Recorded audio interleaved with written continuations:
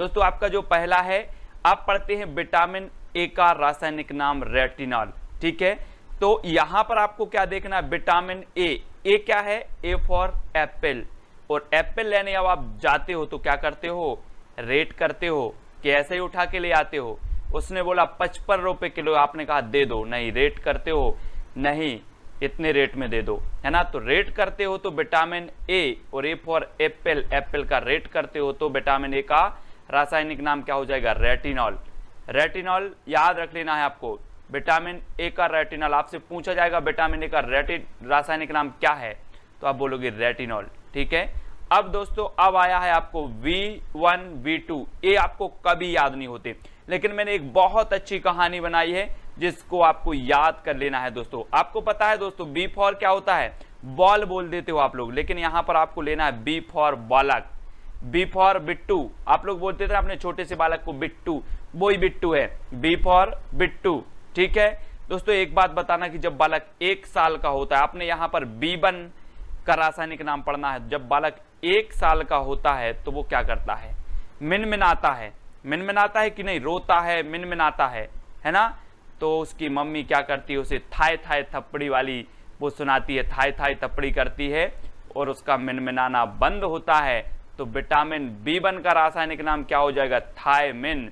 बालक मिनमिनाता है तो मम्मी उसे थाय थाय थप्पड़ी सुनाती है, तो क्या हो जाएगा आपका, थायमिन।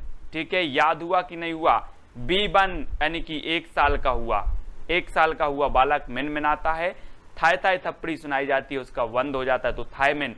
ठीक है, याद कर लेना। इसी प्रकार से दोस्तों जब बालक 1 वर्ष का हुआ तो वो मिनमिनाता है, और जब 2 वर्ष का बालक हो जाता है तो आपने देखा होगा आजकल के जो बालक होते हैं मोबाइल में सुनने लगते हैं, और ये 2 वर्ष का बालक क्या सुन रहा है दोस्तों, वो सुन रहा है राई। राई नृत्य आप देखे होंगे, मध्य प्रदेश का एक नृत्य है राई, राजकीय नृत्य माना जाता है राई। तो ये 2 वर्ष का बालक क्या सुन रहा था, राई सुन रहा था, राई। आप लोग भी सुन लेना, यूट्यूब में डाल लेना राई, तो राई आपको मिल जाएगा, राई नृत्य होता है। तो B2 यानी कि 2 वर्ष, बिट्टू कितने साल का हो गया, 2 साल का हो गया, और ये राई सुनने लगा, तो इसका विटामिन B2 का जो आपका रासायनिक नाम होगा राइबोफ्लेविन, क्या हो जाएगा, राइबोफ्लेविन। ठीक है, तो विटामिन 1 बालक मिनमिनाता है तो उसकी मम्मी थाय थाय थप्पड़ी, तो थायमिन। ठीक है, विटामिन B2 में बिट्टू राई सुनता है तो राइबोफ्लेविन। अब बिट्टू कितने साल का हो गया है दोस्तों, 3 साल का हो गया। अब बिट्टू ने सोचा कि यार मैंने बहुत मिनमिना लिया है और बहुत मैंने राई सुन लिया, अब कुछ नया सीन हो जाए। बिट्टू ने क्या सोचा, 3 साल का हो गया और उसने बोला अब नया सीन हो जाए, तो B3 का रासायनिक नाम नियासिन। B3 का रासायनिक नाम क्या हो जाएगा, नियासिन। और नियासिन में वो क्या बोलता है, पबजी खेला जाए, तो पबजी खेल रहा है, उसने नया सीन निकाला। तो B3 3 साल में नया सीन निकाला, 4 साल तक खेलता रहा नया सीन पबजी। और जब 5 साल का हुआ दोस्तों, तो आपने देखा होगा स्कूल जाने लगा और उसे पेंटिंग एंटिंग सिखा दी, तो वह पेंटों का उपयोग करने लगा। देखें बालक कैसे पेंटों का उपयोग कर रहा है, तो पेंटों का उपयोग कर रहा है 5 साल में बालक। तो विटामिन B5 का क्या हो जाएगा, पेंटोथेनिक अम्ल।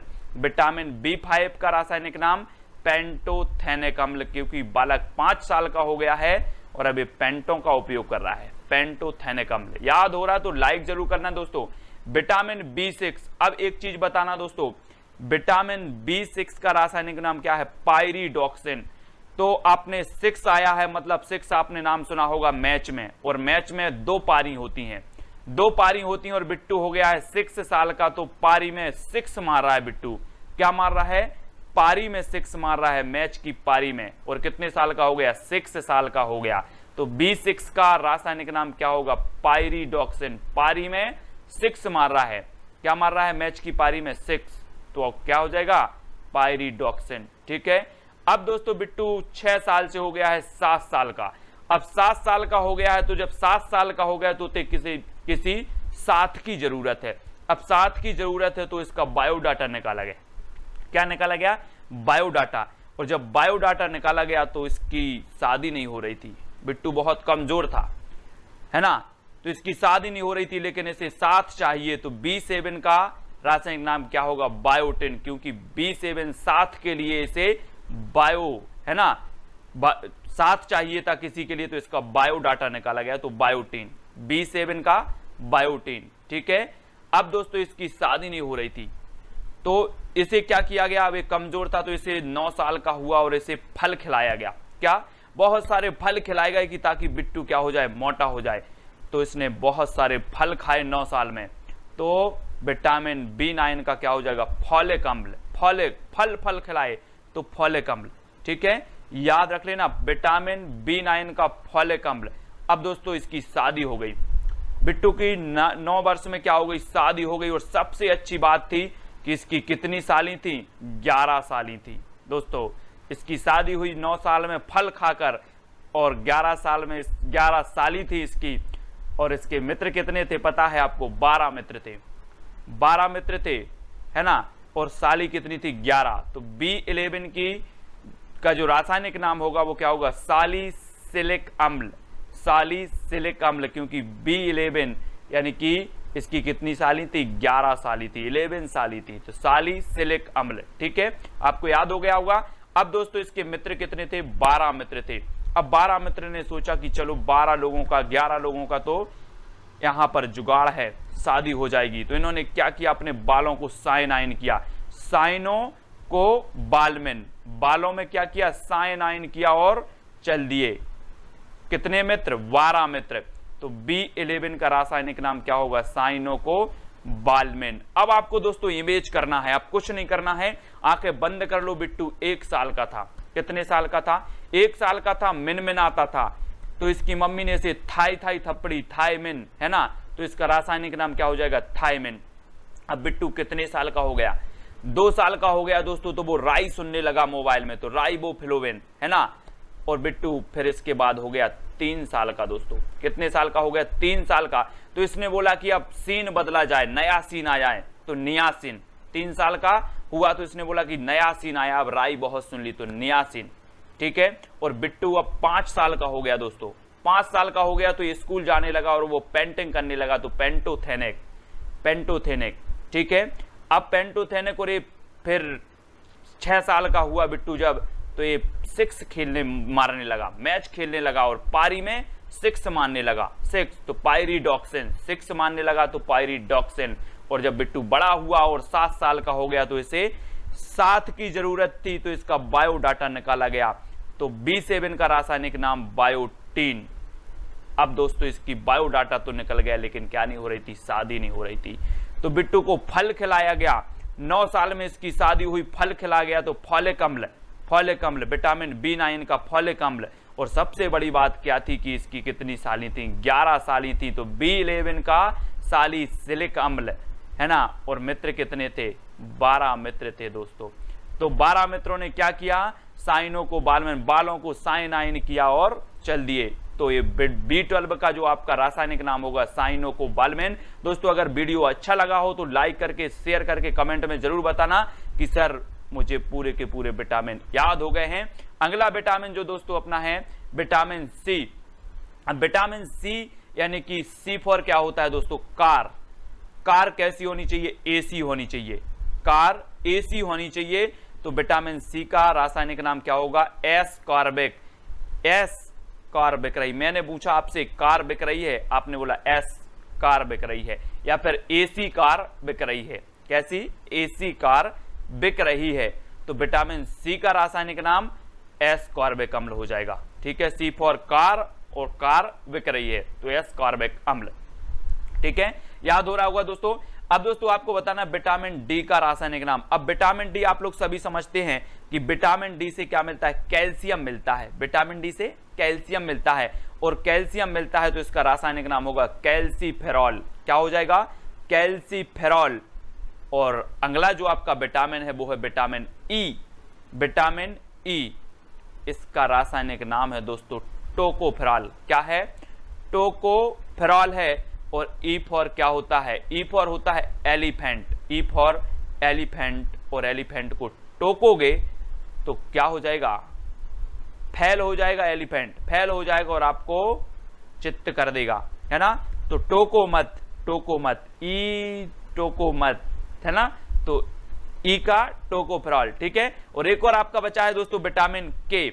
अब विटामिन के का जो रासायनिक नाम होता है वो होता है फिलोक्विनोन, क्विनोन। आपने एक प्रश्न सुना होगा, एक क्वेश्चन हमेशा पूछा जाता है परीक्षा में कि विटामिन के की कमी से कौन सा रोग होता है, तो आपने बताया होगा कि रक्त का थक्का नहीं जमता। क्यों नहीं जमता? क्योंकि इसका फ्लो रुक जाता है। क्या होता है? इसका फ्लो रुक जाता है। तो विटामिन के का रासायनिक नाम क्या होगा? फ्लोक्विनोन। इसका फ्लो रुक जाता है, कम हो जाता है, इसलिए रक्त का थक्का नहीं जमता। तो फ्लोक्विनोन विटामिन के का रासायनिक नाम होगा। आपको बताना है सबसे पहले, आपको 2 सेकंड में, दूध और दही में कौन सा अम्ल पाया जाता है? आपके 2 सेकंड पूरे होते हैं और आपका उत्तर हो जाता है दोस्तों लैक्टिक अम्ल। लैक्टिक अम्ल। अब एक चीज हमें बताना कि आप दूध और दही लेके आते हैं कि नहीं आते। लेके आते हैं मतलब लेके, तो लैक्टिक अम्ल। चित्र के माध्यम से देखें, आप दूध लेके आ रहे हो, दही लेके आ रहे हो। दूध लेके आते हैं, दूध और दही क्या करते हैं? हम लेके आते हैं। तो दूध और दही में कौन सा अम्ल पाया जाएगा? लैक्टिक अम्ल, क्योंकि हम लेके आते हैं तो लैक्टिक अम्ल। ठीक है, अगर याद हो तो वीडियो को लाइक जरूर कर देना। अगला देखते हैं दोस्तों, मक्खन में कौन सा अम्ल पाया जाता है? मक्खन में अम्ल बताना है। आपने मक्खन देखा होगा, दूध जब जम जाता है और दही बनता है और दही से हम मक्खन निकालते हैं, तो मक्खन में कौन सा अम्ल पाया जाता है? तब आपका बिल्कुल सही आंसर होगा ब्यूटेरिक अम्ल। दोस्तों आपको पता होगा कि चेहरे की खूबसूरती बढ़ाने के लिए क्या लगाते हैं? मक्खन लगाते हैं। और जब आप मक्खन लगाओगे चेहरे में तो आप ब्यूटीफुल हो जाओगे। ब्यूटीफुल यानी कि ब्यूटेरिक। तो मक्खन में कौन सा अम्ल होगा? ब्यूटेरिक अम्ल, क्योंकि मक्खन क्या बना देता है? ब्यूटी बना देता है। ठीक है, तो ब्यूटेरिक अम्ल। चित्र के माध्यम से देखो आप, ब्यूटी, ये मक्खन लगा रहे हैं और आप ब्यूटी हो जाओगे। तो मक्खन लगाओगे तो ब्यूटी हो जाओगे। तो मक्खन में कौन सा अम्ल होगा? ब्यूटेरिक अम्ल। ठीक है, याद हो रहा है तो जल्दी से वीडियो को लाइक जरूर कर देना। सेव में कौन सा अम्ल पाया जाता है? सेव बताना है आपको। सेव में कौन सा अम्ल पाया जाता है? तब आपका बिल्कुल सही आंसर हो जाएगा दोस्तों मौलिक अम्ल। अब एक चीज बताना, आप सेव खरीदने जाते हो कि मोल भाव करते हो कि नहीं करते हो? करते हो। अगर दुकानदार 160 रुपया किलो बताता है तो आप बोलते हो नहीं 120 रुपया किलो दे दो। ठीक है, तो आप क्या करते हो? मोल भाव करते हो। तो सेव में कौन सा अम्ल पाया जाएगा? मौलिक अम्ल, क्योंकि आप सेव का क्या करते हो? मोल भाव करते हो, तो मौलिक अम्ल। ठीक है, अगला देखो दोस्तों, फलों के रस व सिरका में कौन सा अम्ल पाया जाता है? प्रश्न क्रमांक 4 का उत्तर बताना है हमें। फलों के रस व सिरका में अम्ल बताना है।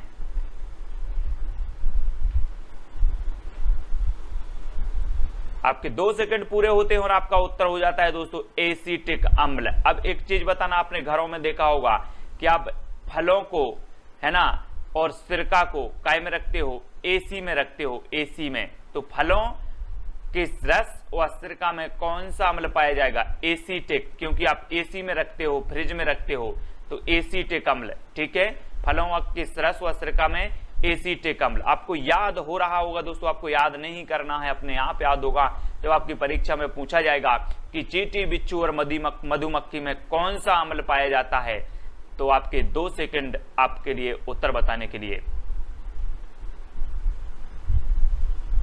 तब आपका बिल्कुल सही आंसर हो जाएगा दोस्तों फार्मिक अम्ल। कौन सा अम्ल पाया जाता है? फार्मिक अम्ल, यानी कि आप समझ गए होंगे कि खेत, आप बोलते ना कृषि फार्म, तो फार्म मतलब आपने यहां बोला कि खेत, और खेत में पता है चींटी भी पाई जाती है, बिच्छू भी पाए जाते हैं और मधुमक्खी भी पाए जाते हैं। तो खेत यानी कि फार्म। ठीक है, यहां पर देखिए आप, ये खेत है और खेत में आपको बिच्छू भी है और यहां पर खेत में मधुमक्खी भी है।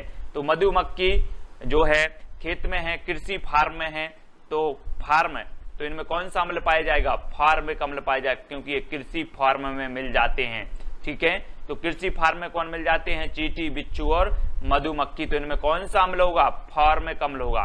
ठीक है दोस्तों, अगर अभी तक आपने अनअकैडमी ऐप डाउनलोड नहीं किया है तो अनअकैडमी ऐप डाउनलोड कर लें। यहाँ पर दोस्तों आपको विभिन्न प्रकार के फायदे हैं। सबसे पहली बात तो अनअकैडमी बहुत सारी क्लासें आपको फ्री देता है और अनअकैडमी में कुछ क्लासें आपको दोस्तों खरीदने भी पड़ती हैं। लेकिन मैं आज इसके बारे में बताता हूं कि कैसे आपको फ्री क्लासें मिलेंगी और कैसे आपको दोस्तों कौन कौन सी क्लासें लेनी पड़ेंगी। तो आप दोस्तों कैसे करें ये? दोस्तों ये जो कोर्स है ये अनअकैडमी ने बहुत ही बढ़िया तरीके से न्यू फ्री प्लान चालू किया है 1 दिसंबर 2020 से। तो आप भी इस प्लान से जुड़ सकते हैं दोस्तों। यहाँ पर आपको क्या मिलेगा? 500 फ्री लाइव क्लासें मिलेंगी। ठीक है, daily and weekly free live mock test भी यहाँ पर आपको मिलेंगे। साथ ही दोस्तों फ्री लाइव क्विज लगभग 20,000 क्वेश्चन आपको इसमें कवर किए जाएंगे। और टी ट्वेंटी सीरीज भी यहाँ पर चलेगी, जो कि दोस्तों आपकी मंडे टू सैटरडे 8 PM इसको दोस्तों फॉलो किया जाएगा। और साथ ही दोस्तों यहाँ पर एमपी के टॉप एजुकेटर के माध्यम से ये दोस्तों जो टेस्ट होंगे, जो वीडियो होंगे, इन सब का जो एनालिसिस है वो भी आपको यहाँ पर मिलेंगे। आपके कोई भी अगर डाउट्स होते हैं तो वो डाउट्स भी यहाँ पर आपके क्लियर किए जाते हैं। ठीक है, तो आपको डाउनलोड करना है दोस्तों अनअकैडमी ऐप और सेलेक्ट करना है आपको MPPSC। ठीक है, इसको सेलेक्ट करेंगे तो आप एमपी से संबंधित कोई भी एग्जाम की तैयारी कर रहे होंगे, उसके लिए आपको ये अनअकैडमी ऐप बहुत ही बढ़िया है। यहाँ पर दोस्तों आपको क्या करना है कि आपको फ्री कक्षाओं को देखने के लिए सुमित जैन ये रेफरल कोड यूज कर लेना है। तो ये जो कक्षाएं लॉक रहेंगी वो अनलॉक हो जाएंगी और आपको ये फ्री कक्षाएं मिलने लगेंगी। ठीक है, तो ध्यान रहे दोस्तों कि सुमित जैन कोड यूज करना है और ये जो ऐप है, ऐप की कक्षाएं वो अनलॉक हो जाएंगी और आपको फ्री कक्षाएं मिलनी चालू हो जाएंगी। ठीक है, और दोस्तों यहाँ पर कुछ कक्षाएं ऐसी हैं जिनकी सब्सक्रिप्शन आपको लेनी पड़ेगी, यानी कि ये पेड कोर्स आपके लिए होगा। यहाँ पर दोस्तों 1 मंथ के लिए इन्होंने 1440 रुपए इसका कोर्स का प्राइस रखा है। 3 महीना के लिए 1200 मतलब 3600 रुपए इसका प्राइस रखा है। और दोस्तों 6 मंथ के लिए 6480 रुपए, 12 मंथ के लिए 7920 और दोस्तों 24 मंथ के लिए 11520। अब दोस्तों इस कोर्स के लिए आपको क्या करना है कि सुमित जैन कोड, ये सुमित जैन रेफरल कोड है, इसको यूज करना है। तो यहाँ पर आपको कितने 10% का ऑफ होने वाला है, यानी कि 10% का फायदा होने वाला है। ठीक है, तो आप अभी दोस्तों डाउनलोड करें अनअकैडमी ऐप और यहाँ पर आपको फ्री क्लासें और दोस्तों बहुत सारी ऐसी क्लासें होंगी जो आपको खरीदनी भी पड़ेंगी। तो जैसे भी आप देखना चाहते हैं फ्री क्लासों के माध्यम से सब्सक्रिप्शन लेकर के, अगर आपको अच्छा लगता है तो आप अनअकैडमी से जुड़ सकते हैं। याद हो रहा होगा दोस्तों, आप वीडियो को शेयर जरूर करें। सोडा वाटर में कौन सा अम्ल पाया जाता है? सोडा वाटर में आपने देखा होगा सोडा, बड़े अच्छे से लोग बोलते हैं कि सोडा बनाओ यार, तो सोडा वाटर में कौन सा अम्ल पाया जाता है? तब आपका बिल्कुल सही आंसर होगा कार्बोनिक अम्ल। कार्बोनिक अम्ल। आजकल आपने देखा होगा दोस्तों कि कार में लोग सोडा लेके घूमते हैं, सोडा लेके घूमते और आप बोलते हो कि सोडा बनाओ। सोडा, ये दिख रहा होगा आपको यहाँ पर सोडा लिखा, और एक कार में घूमते हैं तो कार्बोनिक अम्ल। सोडा में कौन सा अम्ल होता है? कार्बोनिक अम्ल, क्योंकि सोडा लेकर काय में घूम रहे हैं? कार में घूम रहे हैं, तो कार्बोनिक। ठीक है, अगला देख लो तो दोस्तों चाय में कौन सा अम्ल पाया जाता है? आप लोग चाय पीते हो, अगर मैं आपसे क्वेश्चन करूं कि आप चाय क्यों पीते हो रोज, तो आप क्या कहोगे? सबसे पहली बात तो आप दैनिक पीते हो, तो दैनिक से क्या हो जाएगा? टैनिक। ठीक है, टैनिक है ना। चाय कब पीते हो? मैं आपसे बोलूं चाय कब पीते हो, आप बोलोगे दैनिक, तो टैनिक। अब क्यों पीते हो, तो आप बोलते हो टॉनिक मिलता है, उससे क्या मिलता है? टॉनिक। तो टैनिक आपको याद रख लेना है। एक तो दैनिक चाय पीते हो तो दैनिक से टैनिक, और चाय में क्या मिलता है? तो आपको टॉनिक मिलता है। ठीक है, तो चाय में कौन सा अम्ल पाया जाएगा? टैनिक पाया जाता है, क्योंकि चाय में आपको टॉनिक मिल जाता है। तो टॉनिक यानी कि टैनिक, आ नंबर बिल्कुल सही हो जाएगा। ये है चाय, और चाय में आपको मिलता है टॉनिक। ठीक है, हाँ। अगला देखो यहाँ पर वसा में कौन सा अम्ल पाया जाता है? तो आपका बिल्कुल सही आंसर हो जाएगा दोस्तों ओलिक। कौन सा अम्ल पाया जाता है? ओलिक। अब वसा अलग अलग होते हैं दोस्तों, एक तो बोलते हैं हम दिल में बसा लिया। क्या होते हैं? दिल में वसा लिया, वो वाला वसा अलग है। और वसा जो होता है जैसे घी में पाया जाता है वसा, है ना, वो वसा अलग है। तो आपको वसा में बताना है वसा में कौन सा अम्ल पाया जाता है। तो आपको याद रख लेना है ओली। ओली को दिल में वसा लिया, ओली को, ओलिक को दिल में वसा लिया। तो वसा ऐसे याद रख लेना, ओली को दिल में बसा लिया। तो वसा में कौन सा? ओलिक, ओलिक अम्ल, ओलिक। ठीक है, इस प्रकार से याद रखना है ओलिक। नींबू और मौसम्बी में कौन सा अम्ल पाया जाता है? दोस्तों आपने नींबू भी देखा होगा, मौसम्बी भी देखा। आप बोलते हैं ना कि मौसम्बी का अच्छा रस बनाओ यार, नींबू का रस बनाओ, है ना, शरबत बोलते हैं, नींबू का रस बनाओ। अब आपको नींबू और मौसम्बी का अगर रस बनाना है तो क्या करना होगा? आपने कभी बनाया भी नहीं है, तो नींबू और मौसम्बी को रस बनाने की भी एक आपके पास ट्रिक होनी चाहिए। जैसे हम ट्रिक से पढ़ रहे हैं तो आपको भी ट्रिक होनी चाहिए। नींबू का रस और मौसम्बी का रस तभी निकलेगा जब आपके पास क्या है? ट्रिक। तो साइड ट्रिक, है ना। नींबू और मौसम्बी में कौन सा? Side trick. नींबू और मौसम्बी का रस निकालने के लिए आपके पास होनी चाहिए ट्रिक। तो इनमें जो अम्ल पाया जाता है वो पाया जाता है साइट्रिक। ठीक है, अगर मैं अब कभी बोलूं कि यार नींबू का रस बनाओ, बोल देना सर मेरे पास कोई ट्रिक नहीं है या मैं ट्रिक से रस निकालता हूं। ठीक है, तो नींबू और मौसम्बी साइट्रिक अम्ल। अगला देखो, इमली और अंगूर में कौन सा अम्ल पाया जाता है? इमली भी आपने देखी होगी दोस्तों, और अंगूर भी आपने देखा होगा। तो कौन सा पाया जाता है इमली और अंगूर में?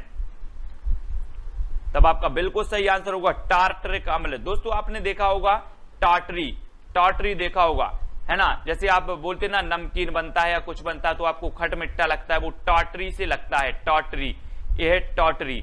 अब टार्टरी जब खटमिट्टा लगता है तो टार्टरी कैसे बनेगा? इमली और अंगूर से बनेगा, है ना। तो याद रख लेना टार्टरिक अम्ल पाया जाता है किसमें? अंगूर और इमली में। ठीक है, याद रख लेना कौन सा? टार्टरी याद रख लेना, टार्टरी होता है खटमिट्टा, इमली भी खटमिट्टी होती है और अंगूर भी, तो ये टार्टरी बनती है इनसे, टार्टरी याद रखेंगे, इमली और अंगूर टार्टरी। ठीक है, अगला देखो दोस्तों, गेहूं में कौन सा अम्ल पाया जाता है?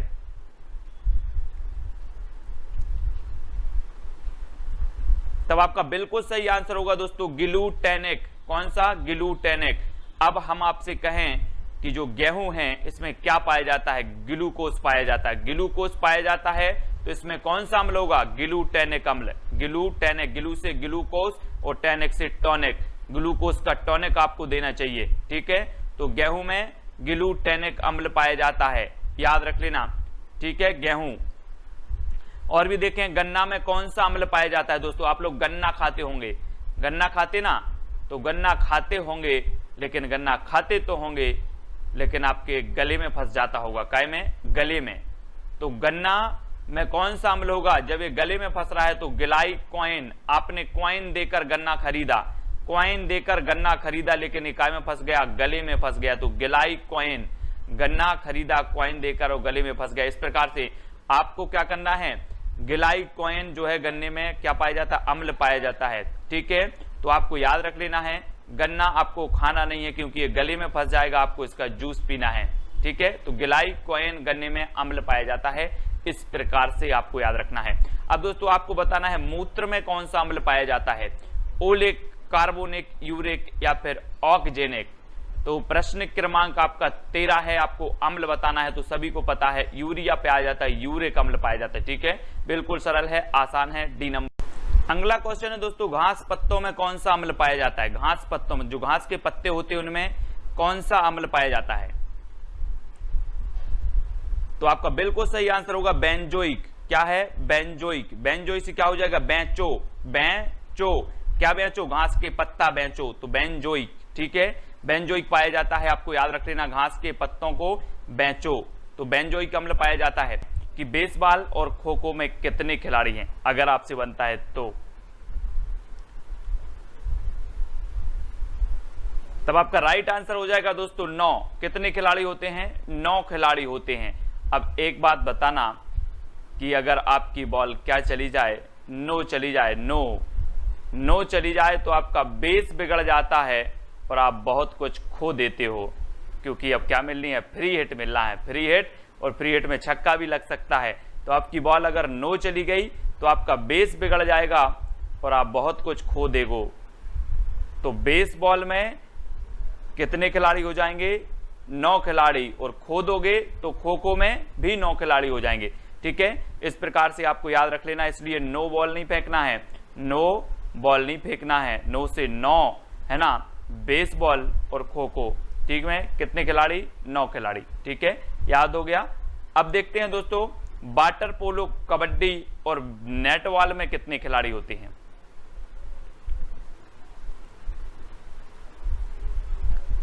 तब आपका राइट आंसर हो जाएगा दोस्तों 7 खिलाड़ी होते हैं। कितने खिलाड़ी होते हैं? 7 खिलाड़ी। अब देखो कैसे याद रखते हैं दोस्तों, अगर आप कहीं पर भी वाटर, नदी में वाटर है तो आप क्या अकेले जाओगे?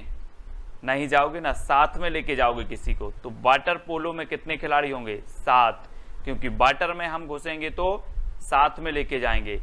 कबड्डी खेलोगे तो साथ में और भी खिलाड़ी होंगे, कबड्डी खेलोगे तो साथ में और भी खिलाड़ी होंगे। तो कबड्डी में कितने? 7। नेट का आपको जिंदगी भर साथ चाहिए, बिना नेट के आपका कुछ नहीं चल रहा। तो नेट बॉल में कितने खिलाड़ी? 7 खिलाड़ी। याद रख लेना, नेट बॉल आया, आपसे पूछा नेट बॉल में कितने खिलाड़ी, आपने सोचा कि नेट आया, सन ने ट्रिक बनाई थी नेट, नेट का साथ तो जिंदगी भर चाहिए, यानी कि साथ चाहिए तो 7 खिलाड़ी। कबड्डी, कबड्डी में साथ चाहिए होता है, कबड्डी अकेले नहीं खेल सकते, तो साथ चाहिए होता है तो 7 खिलाड़ी। ठीक है, वाटर पोलो में, वाटर में हम अकेले नहीं घुसते, उसमें भी साथ चाहिए तो 7 खिलाड़ी। तो वाटर पोलो में 7 खिलाड़ी, कबड्डी में 7 खिलाड़ी और नेट बॉल में 7 खिलाड़ी। ठीक है, अगर याद हो रहा है तो लाइक जरूर करें और भी ट्रिक देखने का प्रयास करें। अब दोस्तों आपको बताना है बास्केटबॉल में कितने खिलाड़ी होते हैं। तो आपका बिल्कुल सही आंसर हो जाएगा दोस्तों, 5 खिलाड़ी होते हैं बास्केटबॉल में।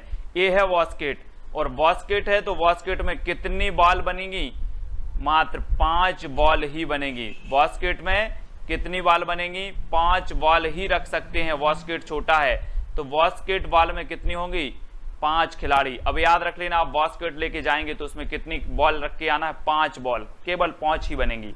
तो बास्केटबॉल में 5 खिलाड़ी होते हैं, याद रखेंगे सभी लोग। ठीक है, अगला है दोस्तों पोलो में कितने खिलाड़ी होते हैं। तब आपका बिल्कुल सही आंसर हो जाएगा, 4 खिलाड़ी होते हैं। ठीक है, पोलो में कितने खिलाड़ी, सबसे पहले तो याद रख लेना कि पोलो में 4, 2 वो आपके अक्षर आते हैं और 2 मात्राएं आती हैं, यानी कि टोटल मिला के कितने हो गए, 4। ठीक है, तो आप पोलो को देखते ही बता देंगे कि ये तो 4 खिलाड़ी हैं। ठीक है, और याद रख लेना, आप बोलते ना कि उसकी तो क्या खुल गई, पोल खुल गई, पोल से पोल खुल गई, किन की पोल खुल गई, उन चारों की पोल खुल गई। ये 4 देख रहे हैं आप, इन चारों की क्या खुल गई, पोल खुल गई। तो पोलो में कितने खिलाड़ी हो जाएंगे, 4 खिलाड़ी हो जाएंगे, चारों की पोल खोल देना है हमें। ठीक है, तो पोलो में 4 खिलाड़ी। अगला है दोस्तों वॉलीबॉल में कितने खिलाड़ी होते हैं। वॉलीबॉल, अब वॉलीबॉल को बॉलिंग बॉल कर दो, क्या कर दो, बॉलिंग बॉल, है ना, बॉलिंग के लिए बॉल देते हैं। बॉलिंग के लिए किसे बॉल देंगे आप, किसे देंगे बॉलिंग के बॉल, बॉलिंग के लिए बॉल, जिसमें छक्के ना पड़े, है ना, जिसमें छक्के ना पड़े उसे आप बॉलिंग के लिए बॉल दोगे। सही है ना, कि जिसमें छक्के पड़ते जाएं और आप बॉलिंग के लिए बॉल दोगे। तो वॉलीबॉल में कितने खिलाड़ी हो जाएंगे, 6 खिलाड़ी हो जाएंगे, क्योंकि आप बॉलिंग के लिए बॉल दोगे किसे, जिसमें छक्के ना पड़े, तो 6 खिलाड़ी। ठीक है, बॉलिंग बॉल कर दो उसको, बॉलिंग बॉल या वॉलीबॉल। ठीक है, याद हो रहा ना आपको, अगर हो रहा है तो लाइक जरूर करें, है ना, वीडियो को लाइक और शेयर। ये है दोस्तों वॉलीबॉल, ये 6 खिलाड़ी हैं, 1 2 3 4 5 6, तो 6 खिलाड़ी होते हैं वॉलीबॉल में। ठीक है, याद रखना है। अगला देखो टेनिस, लॉन टेनिस और टेबल टेनिस। दोस्तों ये बताना है कितने खिलाड़ी होते हैं इसमें। आप लोग दोस्तों टेनिस की बॉल लेते आगे होंगे, टेनिस बॉल, टेनिस क्रिकेट प्रतियोगिता खेलते ना आप लोग, टेनिस की क्या खेलते हैं, बॉल खेलते हैं। तो टेनिस की बॉल लेकर के आओगे तो 1 या 2 लेकर आओगे, 10 तो नहीं लेकर के आओगे, 1 या 2 लेकर के आएंगे, बस सर हो जाएगा इतने में खेल लेंगे। तो टेनिस, लॉन टेनिस और टेबल टेनिस 1 या 2 खिलाड़ी होते हैं। अब टेनिस जहां भी आएगा तो आप टेनिस की कितनी बॉल लेकर के आओगे, 1 या 2। ठीक है, 1 या 2 बॉल लेकर के आएंगे। तो टेनिस जहां भी आपका आता है तो वहां 1 या 2 खिलाड़ी होते हैं, ऐसे आपको याद रखना है। अगला क्वेश्चन बताना है दोस्तों आपको, हॉकी, फुटबॉल और क्रिकेट में कितने खिलाड़ी होते हैं। क्रिकेट तो सभी लोग मेरे दोस्त खेलते होंगे, सभी लोग खेलते ना क्रिकेट, कमेंट में बता देना, है ना। तो आपको पता है कि इसमें होते हैं क्रिकेट और फुटबॉल और हॉकी में 11 खिलाड़ी होते हैं। अब देखो 11 को कैसे याद करना है। क्रिकेट को तो सभी को पता है कि 11 खिलाड़ी होते हैं। ठीक है, 2 और ऐसे खेल हैं, फुटबॉल और हॉकी। ये है दोस्तों हॉकी, हॉकी में 1 और 1, 1 और 1 कितना हो जाता है, डंडा है, एक डंडा खींच दो और एक और खींच दो तो बोले 11 हो गए। बैट भी इसी प्रकार से है क्रिकेट का, 1 1 तो 11 हो गए। और फुटबॉल में भी आप क्या से खेलते हो, पांव से खेलते हो, तो पांव 1 और 1 11, है ना। हम बोलते ना कहां जा रहे हो, काय से जा रहे हो, बोले हम 11 नंबर की बस से जा रहे हैं। 11 नंबर की बस यानी कि काय से जा रहे हैं, हम पैदल जा रहे हैं। तो फुटबॉल में भी आप क्या करते हो, पांव से खेलते हो, तो पांव 1 और 1। ठीक है, तो 11 फुटबॉल, हॉकी और क्रिकेट में कितने खिलाड़ी होंगे, 11 खिलाड़ी होंगे। ठीक है, अब 11 नंबर की बस से जाना है हमें। अगला देखते हैं दोस्तों, बॉक्सिंग में कितने खिलाड़ी होते हैं। बॉक्सिंग में कितने खिलाड़ी होते हैं, 3, 1, 4 या फिर 2। बॉक्सिंग आप कहते ना कि एक मुक्का मारेंगे, क्या बोलते ना, एक मुक्का, गुस्सा मत दिलाना नहीं तो एक मुक्का मारेंगे, इसलिए बोलते थे। तो बॉक्सिंग में कितने होंगे खिलाड़ी? एक खिलाड़ी, यानी कि जो आपका बी नंबर है वो बिल्कुल सही हो जाएगा। ठीक है, अगला है दोस्तों, ये है आप मुक्का मारने के लिए तैयार रहते हो अपने मित्रों के लिए, बोलते गुस्सा मत दिलाना नहीं तो एक मुक्का मारेंगे, है ना। अब रग्बी फुटबॉल में कितने खिलाड़ी होते हैं दोस्तों? रग्बी बताना है आपको, जल्दी से बताएं। तो आपका बिल्कुल सही आंसर होगा, कितने खिलाड़ी होते हैं? 15 खिलाड़ी होते हैं। रग्बी फुटबॉल में होते हैं दोस्तों 15। रग्बी से क्या बनेगा? रबी। रबी कोई आपका मित्र है जो कितने साल का है? 15 साल का है। कितने साल का है? 15 साल का है रग्बी फुटबॉल। रग्बी से आप रवि बोल देना कि रवि मेरा एक मित्र है और वो कितने साल का है? 15 साल का है। तो रग्बी फुटबॉल में कितने खिलाड़ी हो जाएंगे? 15। कितने हो जाएंगे? 15। सबसे ज्यादा होते रग्बी फुटबॉल में। ठीक है, तो याद रख लेना। अगला है दोस्तों आपका स्नूकर में कितने खिलाड़ी हैं? स्नूकर में कितने खिलाड़ी होते हैं? तब आपका बिल्कुल सही आंसर होता है एक खिलाड़ी होते हैं। स्नूकर, तो आपको नहीं लग रहा नौकर? स्नूकर, नौकर। तो आप कितने नौकर रखोगे? एक ही रखना बस। कितने रखोगे? एक, है ना। बोले सर आपने बोला था नौकर एक रखो, तो मैंने एक ही रखा है। और स्नूकर में कितने खिलाड़ी हो जाएंगे आपके? एक खिलाड़ी हो जाएंगे। तो इस प्रकार से दोस्तों हमने याद कर लिया, है ना, कि पोलो में 4 खिलाड़ी होते हैं और जब पोलो हम लिखते हैं तो 2 मात्राएं और 2 अक्षर आते हैं तो हो जाते 4, और पोल, चारों की पोल खुल गई। इस प्रकार से हम याद कर लेते हैं। फुटबॉल में लाभ पांव से खेलते हैं तो 11 नंबर की बस से, यानी कि 11 होते हैं। क्रिकेट में बैट ये है तो एक बैट है ना, एक बताता है एक, तो 11 नंबर आपका हो जाएगा। ऐसे ही हॉकी में भी आपके 11 हो जाएंगे। स्नूकर में नौकर आ रहा है, मतलब नौकर एक रखना है हमें। ठीक है, कबड्डी में 7 चाहिए खेलने के लिए, तो कबड्डी में 7 खिलाड़ी हो जाएंगे। वाटर पोलो में, वाटर में हम अकेले नहीं घुस सकते, वाटर में हम अकेले नहीं तैर सकते, हमें 7 चाहिए। ठीक है, तो वाटर पोलो में 7 हो जाएंगे दोस्तों आपके। चावल मटर में कितने गुणसूत्र होते हैं? तब आपका बिल्कुल सही आंसर हो जाएगा, कितने होते हैं? 24 होते हैं। एक बार की बात सुनो दोस्तों, मेरी बीबी ने कहा कि आज हम चावल टमाटर बना रहे हैं। मैंने कहा ठीक है। दोपहर में मैंने कहा कि क्या बना रहे हैं? तो चावल टमाटर बना रहे हैं। फिर शाम को बोला तो क्या बना रहे हैं? चावल टमाटर बना। मैंने कहा 24 घंटे चावल टमाटर क्या लगा रखा है? तो चावल टमाटर, चावल टमाटर, एक क्या लगा रखा है? 24 घंटे। तो चावल टमाटर का गुणसूत्र कितना होगा? 24। ठीक है, क्योंकि क्या बन रहा है? 24 घंटे चावल टमाटर बन रहा है। ठीक है, तो 24 आपका उत्तर बिल्कुल सही हो जाएगा। अगला देखो, आम और चूहे का गुणसूत्र। आम और चूहे का गुणसूत्र कितना होता है? 39, 40, 42 या फिर 41? तब आपका बिल्कुल सही आंसर क्या हो जाएगा दोस्तों? 40। कितना होता है? 40। ठीक है, अब दोस्तों आप एक चीज बताना, आम कितने रुपए किलो होते हैं? लगभग 40 रुपए किलो होते हैं। और आप 1 किलो आम 40 रुपए के खरीद कर लाए और घर पर आके रखा, और ये चूहा जो आपको दिख रहा है ये पूरा आम आपके खा गया। ठीक है, तो आप कितने रुपया के लाए थे? 40 रुपए के लाए थे और आम खा गया चूहा। कितने रुपए के? 40 रुपए के। तो आम का गुणसूत्र भी 40 हो गया, और आम 40 के खाए तो चूहे का गुणसूत्र भी कितना हो गया? 40 हो गया। अब आपको याद भी हो गया कि आम का गुणसूत्र 40, तो चूहे का गुणसूत्र भी 40 ही होगा, क्योंकि आम तो चूहा खा गया। ठीक है, इसलिए आपको याद करना है।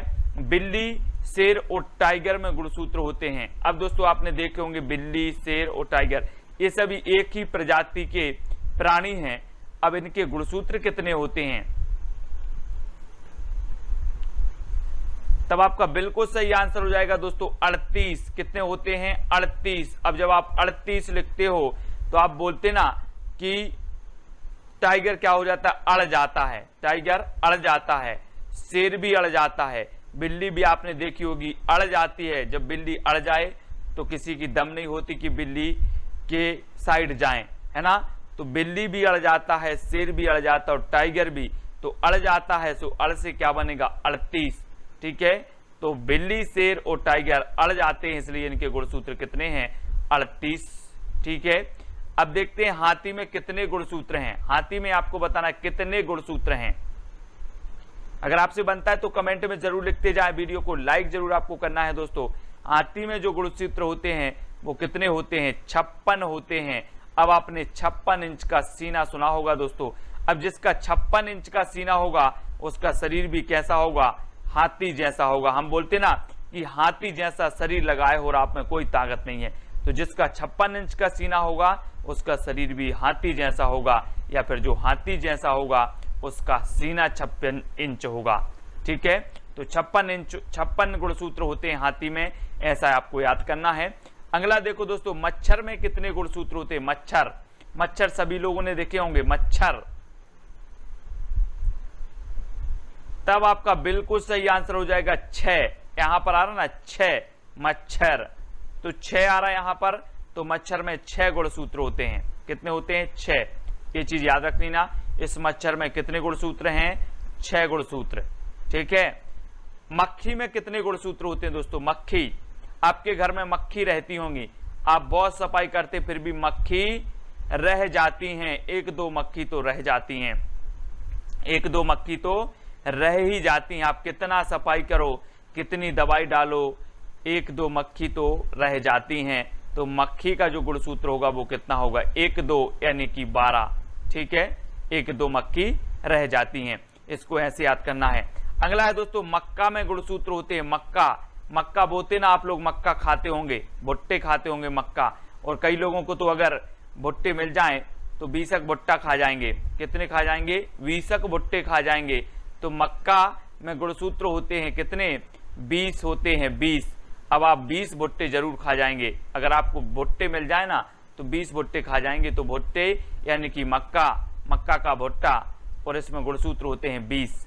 ऐसे याद करते जाना है। वीडियो अच्छा लगे तो लाइक जरूर करें और दूसरे वीडियो भी जरूर देखें इसी प्रकार के।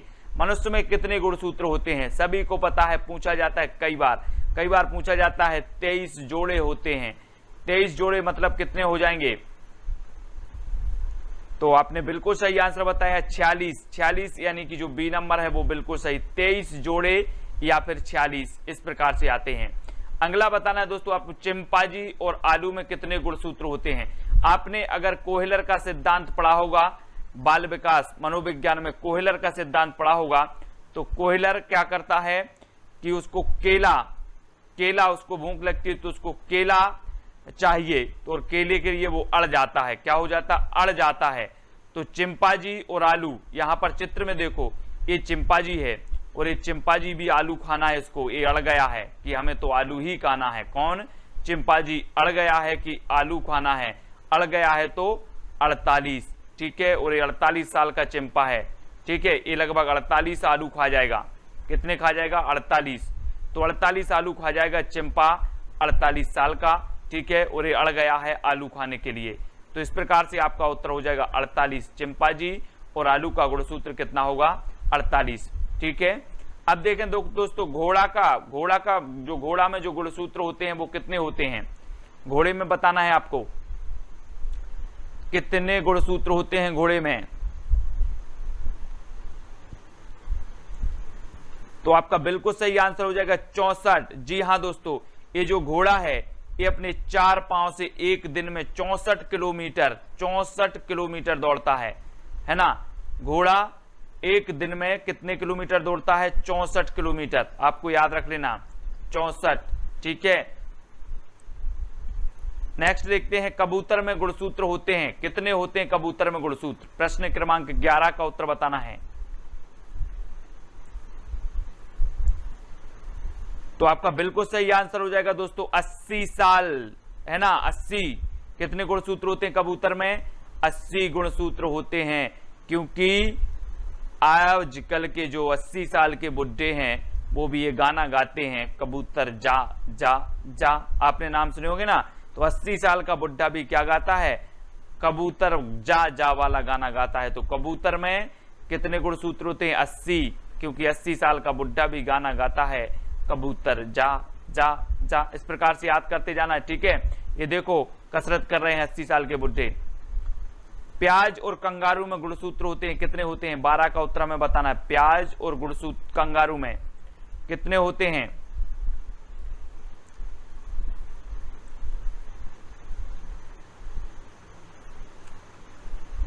तो आपका बिल्कुल सही आंसर हो जाएगा प्याज यानी कि 16, है ना, 16 आपका बिल्कुल सही हो जाएगा। तो याद रख लेना, प्याज और कंगारू में कितने गुणसूत्र होते हैं? 16 गुणसूत्र होते हैं। प्याज को ऐसे कर दो, अगर प्यार प्यार हो जाएगा इस प्रकार से। तो प्यार, आजकल के जो लड़का होते हैं वो 16 साल में भी प्यार करने लगते हैं और बार बार कंगा फेरते हैं अपने बालों पर, ठीक है। तो कंगा से कंगारू, कंगारू भी 16 साल, ठीक है, यानी कि 16 गुणसूत्र होते हैं कंगारू में, और प्याज में भी 16 गुणसूत्र होते हैं। इस प्रकार से याद कर लेना। अब देख लो, मेंढक में गुणसूत्र होते हैं, तो मेंढक में कितने गुणसूत्र होते हैं? मेंढक आपने देखा होगा कभी, कितने होते हैं? 28, 29, 26 या फिर 27?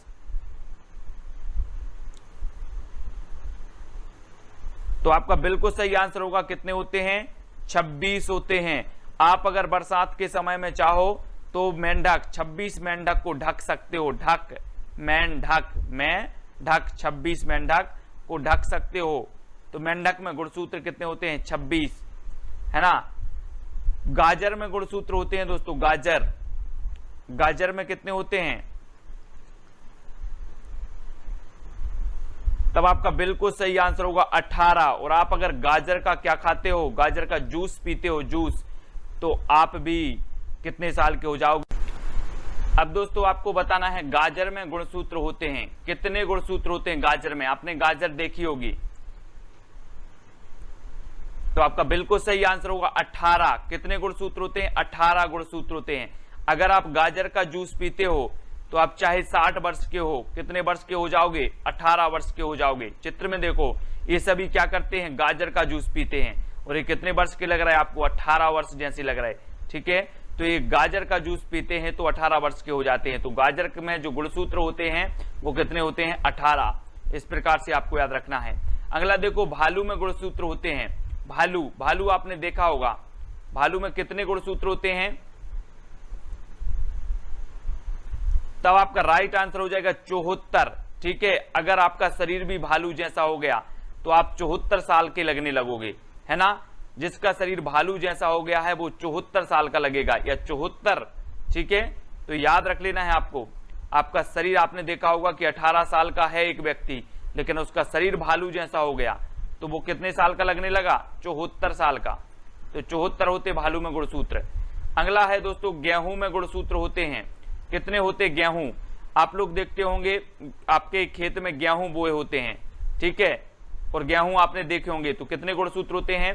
42 गुणसूत्र होते हैं। एक बार मेरे दोस्त के खेत में गेहूं बोए थे और गेहूं में आग लग गई। मैंने उससे पूछा कि आपके कितने खेत में, कितने एकड़ खेत में आग लग गई? तो उसने कहा कि 42 एकड़। कितने? 42 एकड़ खेत में मैंने गेहूं बोया था और उसमें क्या लग गई? आग लग गई। तो गेहूं में कितने गुणसूत्र होते हैं? 42, ठीक है। इस प्रकार से याद रखना है। अब दोस्तों आपको बताना है, खरगोश में गुणसूत्र होते हैं तो कितने होते हैं? दोस्तों गांव में खरगोश को बोला जाता है खरा। क्या बोलते हैं? खरा, ठीक है। अब देखना, खरा वही उतरेगा, खरा वही उतरेगा रेस में, रेस में खरा वही उतरेगा जो अपने 4-4 पांव से दौड़ेगा, 4-4 पांव से दौड़ेगा, वही खरा उतरेगा, और खरा को खरगोश कहा जाता है। तो गुणसूत्र कितना होगा? 44।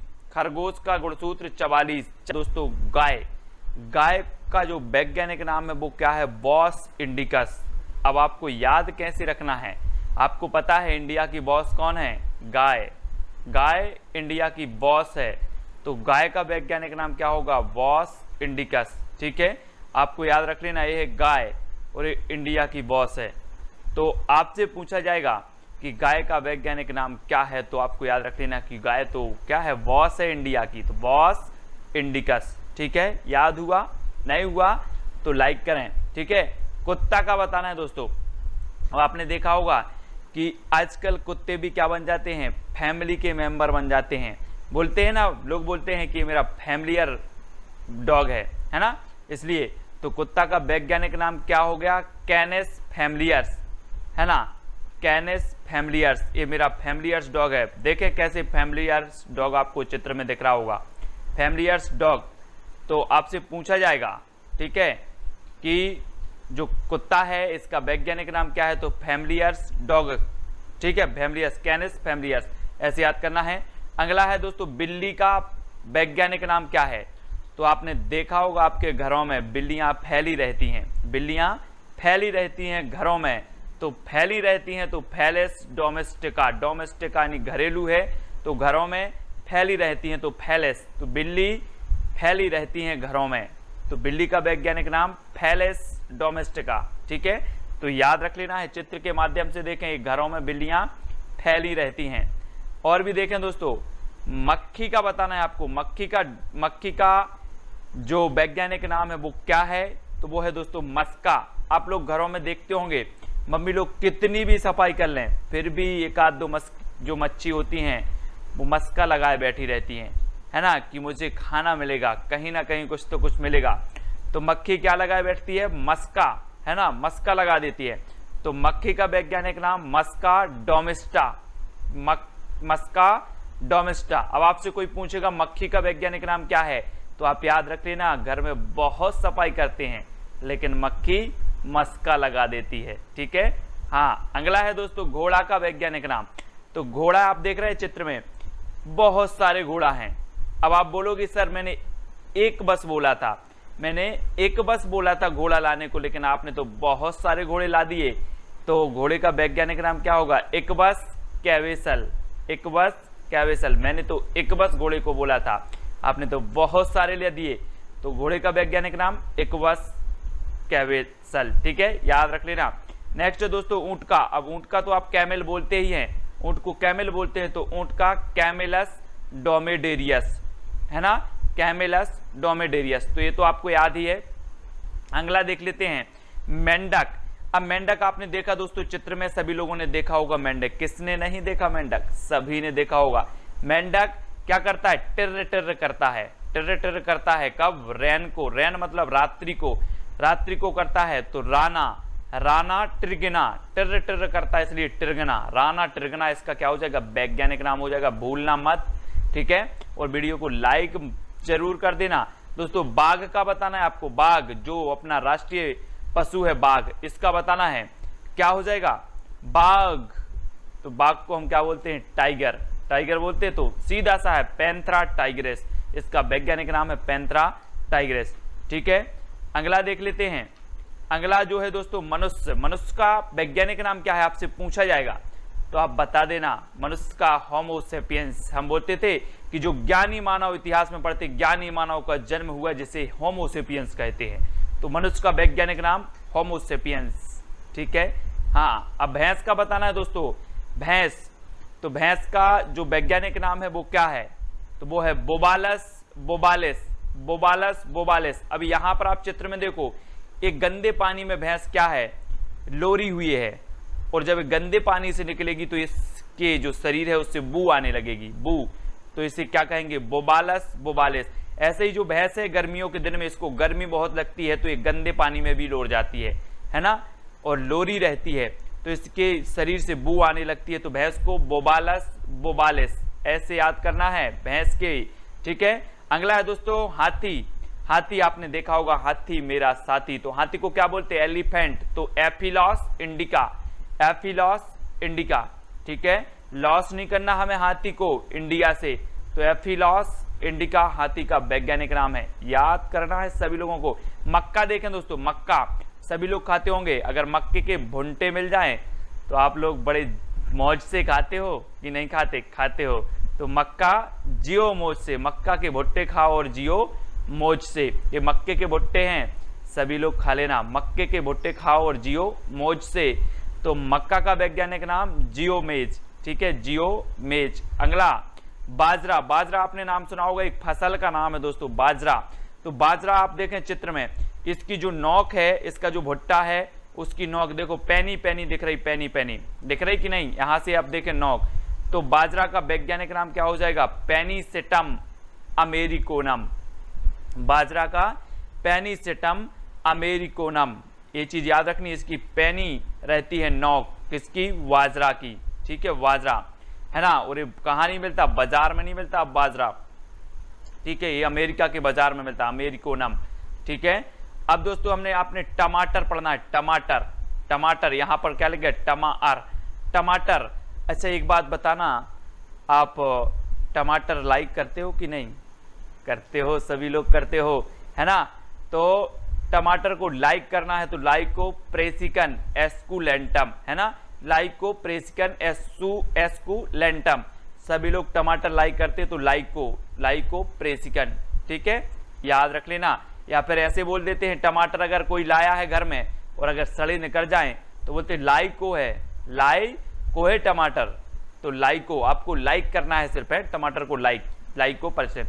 अगला है दोस्तों अदरक को क्या बोलते हैं, जिंजर बोलते हैं इंग्लिश में, जिंजर। तो सीधा सा तो है जिंजीबर ऑफिसिनेल, है ना। और ऑफिस में क्या मिल जाए, अदरक की चाय मिल जाए आपको, बस ठंड के दिनों में अब बोलोगे यार अदरक वाली चाय लेकर के आओ, अदरक वाली, तो ऑफिस में आपको अदरक वाली चाय लेके आना है, जिंजर वाली, जिंजर। तो अदरक का वैज्ञानिक नाम क्या हो जाएगा, जिंजीबर ऑफिसिनेल, ठीक है। अगला है दोस्तों गाजर। अब गाजर तो आप लोग सभी खाते हैं और कैरेट बोलते हैं इसे, कैरेट, तो डाकस कैरोटा, कैरेट से कैरोटा, ठीक है। गाजर का वैज्ञानिक नाम डाकस कैरोटा। अब तो इसमें कोई याद नहीं रखना ना, कैरोटा सीधा तो है। अगला देखते हैं मूली का वैज्ञानिक नाम क्या है दोस्तों, रेफेनस सैटाइवेस। क्या है, रेफेनस सैटाइवेस। तो सभी लोग बता देना कि मूली के बहुत सारे लोग क्या होते हैं, फैन होते हैं, मूली के फैन होते हैं सभी लोग खाते हैं। लेकिन एक बात और है, मूली जब खाते हो तो क्या बनती है, गैस बनती है कि नहीं, गैस बनती है। और जब गैस निकलती है तो सभी लोग बोलते हैं रे फैन चलाओ, फैन चलाओ, तभी सेटलमेंट होते हैं ना। तो फैन चलाओ। तो मूली का रेफेनस सैटाइवेस, इस प्रकार से। कुछ लोग फैन भी होते हैं मूली के, बहुत खाते हैं, है ना। तो ऐसे याद करना है। सेब का बताना है दोस्तों आपको, सेब का क्या है, सेब खाते हैं। कुछ लोग बोलते हैं सेब खाओ आपकी मसल्स बन जाएंगी, है ना। कुछ लोग बोलते हैं सेब अगर आप खाते हो तो इसका मेल निकाल देना, पहला क्या निकाल देना, मेल। तो आपको याद करना है कई के लिए, मसल्स बनाने के लिए सेब खाओ तो मसल्स यानी कि मेलस पौमिया या फिर मेल निकाल देना, सेब का मेल निकाल देना फिर खा लेना, ठीक है। तो अपन धोते ना, मेल निकाल देते इसका, तो मेलस पौमिया, सेब को क्या बोलते हैं, मेलस पौमिया। याद रख लेना, याद हो रहा हो तो लाइक जरूर कर देना दोस्तों। अब आपसे पूछा जाएगा हल्दी का वैज्ञानिक नाम क्या है, हल्दी। सभी लोग खाते हैं हल्दी, रोज खाते हैं, है ना। सब्जियों में हल्दी डाली जाती है और हल्दी काम में भी आती है। अगर आपको सर्दी जुकाम हो जाए और खांसी हो जाए तो घर वाले बोलते हैं कि हल्दी का दूध दे दो, हल्दी डला दूध दे दो, है ना। और आप रात भर करते हो, खुक खुक खुक खुक कुरकुर करते हो, पापा बोलते कुरकुर मत कर, हल्दी वाला दूध पी ले, बोलते ना। तो कुरकुमा और लौंगा, है ना, बोलते हैं कि लौंग दबा ले थोड़ी सी, और बोलते आपने देखा होगा कि एक लौंग दबा ले मुंह में, जिससे कुरकुर नहीं होगा, खांसी नहीं चलेगी।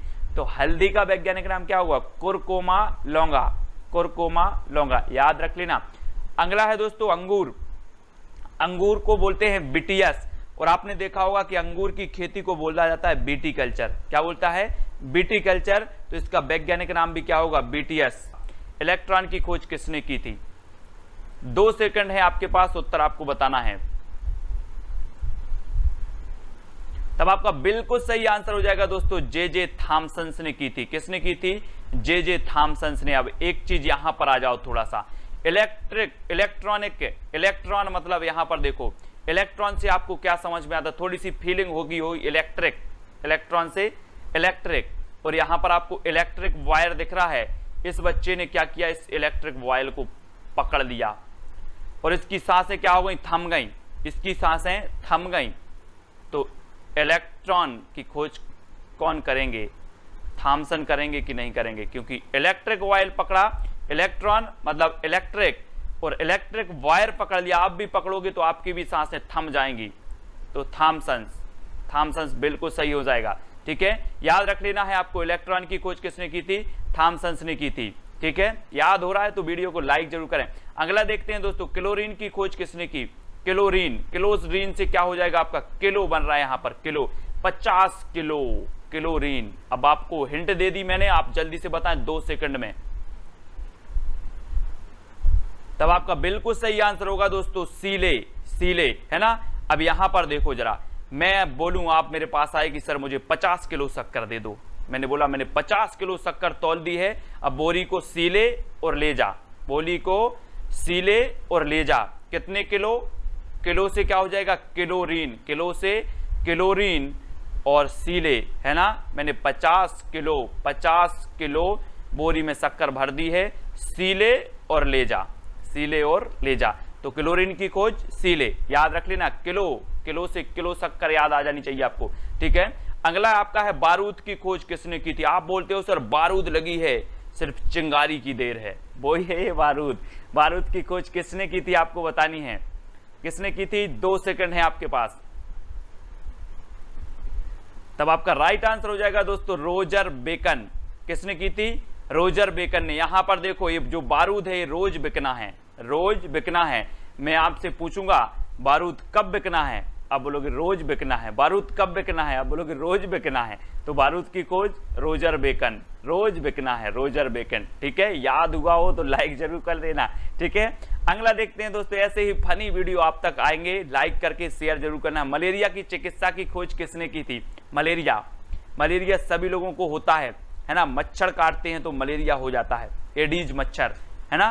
तो बताना है 2 सेकंड में आपको, तब आपका बिल्कुल सही आंसर हो जाएगा दोस्तों रोनाल्ड रॉस। मलेरिया की खोज किसने की थी? रोनाल्ड रॉस ने। अब आपको अगर मलेरिया हो जाए, भगवान ना करे, तो आप क्या करोगे? रोने लगोगे और आपको कुछ भी रॉस नहीं आएगा, ना खाना रॉस आएगा, ना किसी से बात करना रॉस आएगा। मलेरिया की चिकित्सा की खोज कौन करेंगे? Ronald Ross. कौन करेंगे? Ronald Ross. क्योंकि मलेरिया हो गया तो रोने लगोगे और कुछ भी रॉस नहीं आएगा, तो रोनाल्ड रॉस। दोस्तों याद हुआ कि नहीं हुआ? ठीक है, रोनाल्ड रॉस आपको याद हो गया होगा। दोस्तों बताना है अब आपको पोलियो की वैक्सीन की खोज किसने की थी? आपने भी पोलियो की दवाई पी होगी छोटे में, है ना। वो लोग आते थे, बोले आ करो और डाल दी 1 बूंद, है ना, जिंदगी के लिए 2 बूंद। पोलियो के जो ब्रांड एम्बेसडर हैं हाल ही में कौन है? अमिताभ बच्चन साहब हैं। और पोलियो की वैक्सीन की खोज किसने की थी, ये चीज हमें बतानी है। तो आपका बिल्कुल सही आंसर क्या हो जाएगा? हो जाएगा दोस्तों साल्क। क्या हो जाएगा? साल्क। अब साल्क से क्या बनेगा? साग सब्जी, है ना। साग सब्जी पहले क्या करते थे? इस प्रकार से पिला देते थे, बोलो आ करो और पिला दी। अब हमें साग सब्जी में खाना है। काय में खाना है? साग सब्जी। बोले सर अब हम पिएंगे नहीं, अब तो हम साग सब्जी में खाएंगे। क्या? पोलियो। तो पोलियो की खोज साल्क ने की थी। अब हम पिएंगे नहीं, हमें काय में खाना, अब साग सब्जी में खाएंगे। तो पोलियो की वैक्सीन की खोज किसने की थी? साल्क ने। अब याद हो गया होगा आपको, ठीक है। देखें टीबी की चिकित्सा की खोज किसने की थी? दोस्तों टीबी यानी कि क्षय रोग, है ना। तो टीबी की चिकित्सा की खोज किसने की थी? 2 सेकंड दिए जाते हैं आपको। तो आपका बिल्कुल सही आंसर हो जाएगा दोस्तों रॉबर्ट कोच। रॉबर्ट कोच ने की थी टीबी की चिकित्सा की खोज। आपने बिल्कुल सही आंसर बताया। यहां पर देखो, अब कोच से आपको याद नहीं आया कि सर आजकल रेलवे में स्मार्ट कोच लगने लगे हैं जहां पर टीबी भी उपलब्ध है। क्या लगने लगे? Smart coach. यहां पर देखो ये स्मार्ट कोच है, यहां पर टीबी भी सब उपलब्ध है। तो टीबी की जो वैक्सीन है इसकी खोज कौन करेगा? कोच ही होगा ना, कोई कोच। तो रॉबर्ट कोच, इस प्रकार से याद कर लेना, ठीक है। टीबी की चिकित्सा की खोज की थी किसने? रॉबर्ट कोच ने। अब टीबी कोच में भी लगने वाले लगे हैं, रेलवे कोच में। तो इस प्रकार से याद करना है। अगला देखो टाइफाइड की जो जीवाणु है इसकी खोज किसने की थी? टाइफाइड, मोतीझरा बोल देते हैं इसको, मोतीझरा। आपको कभी हुआ हो, है ना, या किसी को हुआ हो, आपको पता होगा तो जल्दी से बताएं। 2 सेकंड दिए जाते हैं आपको। तब आपका बिल्कुल सही आंसर हो जाएगा दोस्तों रोबर्थ। टाइफाइड के जीवाणु की खोज किसने की थी? रोबर्थ ने की थी। अब यहां पर आ गया बर्थ। क्या आ गया? बर्थ। हम बोल देंगे कि आपका बर्थ क्या है, तो आप बोलोगे सर आज ही तो है मेरा बर्थ, यानी कि आज क्या है? आपका बर्थडे है ना। क्या है? आज का बर्थडे है। तो आप क्या करोगे? टाइफाई लगा के आओगे और मैं बोलूंगा आज क्या बात है, टाइफाई लगा के आ गए दोस्त। तो आप बोलोगे सर आज मेरा बर्थ है ना, आज मेरा बर्थडे है। Very good. तो टाइफाइड के जीवाणु की खोज किसने की थी? रोबर्थ ने की थी। रोबर्थ, है ना। वर्थ में हमें क्या लगाना है? टाइफाइड पहन के आना है, बिल्कुल इस प्रकार से। ये टाइफाई है, इसका वर्थ है ना। सभी लोग हैप्पी बर्थडे बोल देना इसको, वर्थ है इसका। अगला देखो विटामिन सी की खोज किसने की थी? Vitamin C. दोस्तों सी नहीं करना है आप, सी। विटामिन सी की खोज 2 सेकंड आपको दिए जाते हैं। तब आपका बिल्कुल सही आंसर हो जाएगा दोस्तों होल कट। किसने की थी? Whole cut. अब सी फॉर कैट नहीं बोल देना, अब कट बोलना है, C फॉर कट, तो होल कट। और यहां पर देखो जरा सी में ये कट लगा है, यहां से कट, यहां पर पूरा है और यहां पर एक कट लग गया, तो होल कट, यहां पर होल है और कट लगा है। तो विटामिन सी की खोज किसने की थी? होल कट ने की थी। और विटामिन सी का रासायनिक नाम क्या है? तो एस कार्बिक है। क्या है? एस कार्बिक। मैंने बोला कि विटामिन सी का रासायनिक नाम क्या है, तो आपने बोला सर सी फॉर तो कार होता है और कार बिक रही है। मैंने बोला कार बिक रही है कि हाँ, एस कार बिक रही है, तो एस कार्बिक अम्ल। ठीक है, विटामिन सी का रासायनिक नाम भी हो जाएगा। और विटामिन सी की खोज की थी होल कट ने, ऐसे भी याद करना है। रुधिर वर्ग की खोज किसने की थी? अब दोस्तों आपको ट्रिकी वे में याद करना है। आप लोग बोलते हैं कि मेरे नंबर कम क्यों आते हैं? आप कुछ नया करो, पढ़ते तो आप बहुत हो, लेकिन कुछ ऐसी चीजें याद करो जिसको जानते हुए भी आप पेपर में गलत करके आते हो। ऐसी ट्रिक से याद करो कि आपके माइंड में वो सेट हो जाए। आप लगातार बने रहे इस चैनल पर, आपको ट्रिक वीडियो मिलेंगे। रुधिर वर्ग की खोज किसने की थी? रुधिर वर्ग यानी कि ब्लड ग्रुप। आप बोलते ना मेरा ब्लड ग्रुप है A+, है ना, ऐसे ही आपका ब्लड ग्रुप होगा। आप बोलोगे सर मुझे ब्लड ग्रुप की जरूरत है, बोलोगे ना, कभी जरूरत पड़े तो बता देना। रुधिर वर्ग की खोज किसने की थी? तो आप बोलोगे सर मुझे ब्लड ग्रुप की जरूरत है, मैं बोलूंगा कब? आप बोलोगे सर कल। बोलोगे कल? हाँ, और मुझे कल लेके कहां करना है? लैंड करना है और दिल्ली जाना है। तो रुधिर वर्ग की खोज किसने की थी? कार्ल लैंडस्टीनर, यानी कि जो विकल्प नंबर डी है वो सही है। रुधिर वर्ग यानी ब्लड ग्रुप की जरूरत कब है? कल है, तो कार्ल लैंडस्टीनर। ठीक है, डी नंबर आपका बिल्कुल सही हो जाएगा, है ना।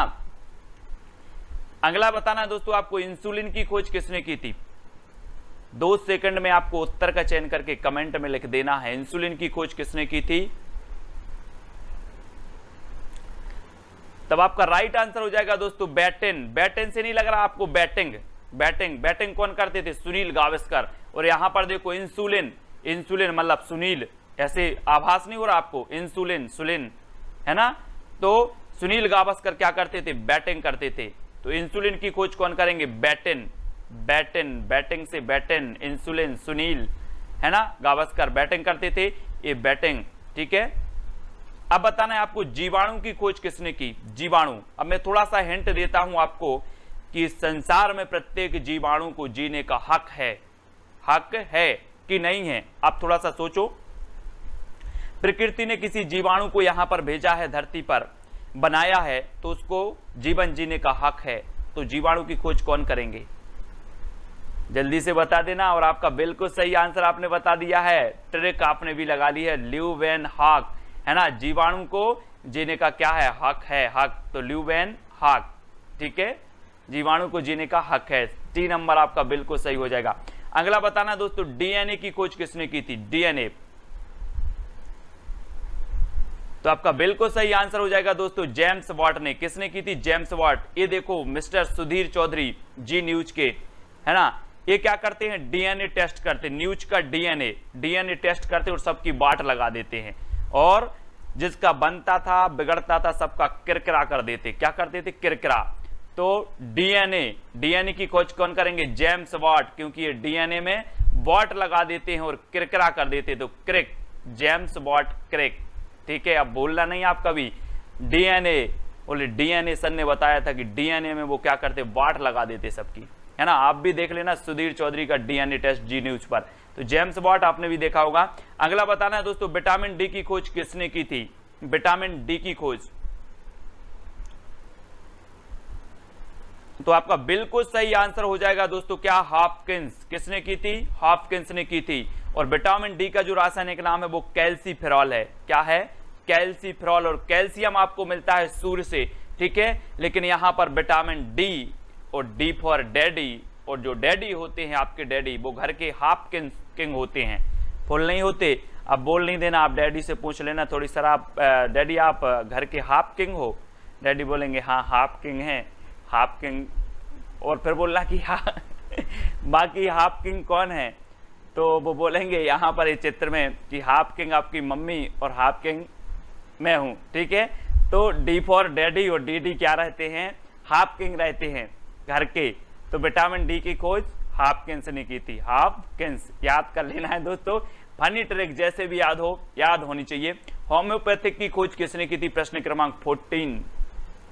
होम्योपैथिक की खोज, 4 विकल्प हैं और आपको बताना है, और आपका बिल्कुल सही आंसर हो जाएगा विकल्प नंबर आ, विकल्प नंबर आ, यानी कि हनीमैन। अब हनीमून नहीं बोल देना, नहीं तो बोले सर मैं तो हनीमून मनाने जा, ऐसा नहीं है। होम्यो आया आपका होम में कौन रहता है, मैन रहते हैं, लेकिन और कोई भी रहता है। यहां पर देखो ये है होम, यहां पर मैन भी रहते हैं और हैन भी रहते हैं, हैन से हैनी मैन है ना। होम में कौन रहते हैं, हैनी रहते हैं और मैन, तो हैनी मैन। होम्योपैथिक की खोज किसने की थी, हैनी मैन ने। जल का पीएच मान कितना होता है, तब आपका बिल्कुल सही आंसर क्या हो जाएगा, 7। ठीक है, जल का पीएच मान कितना होता है, 7 होता है।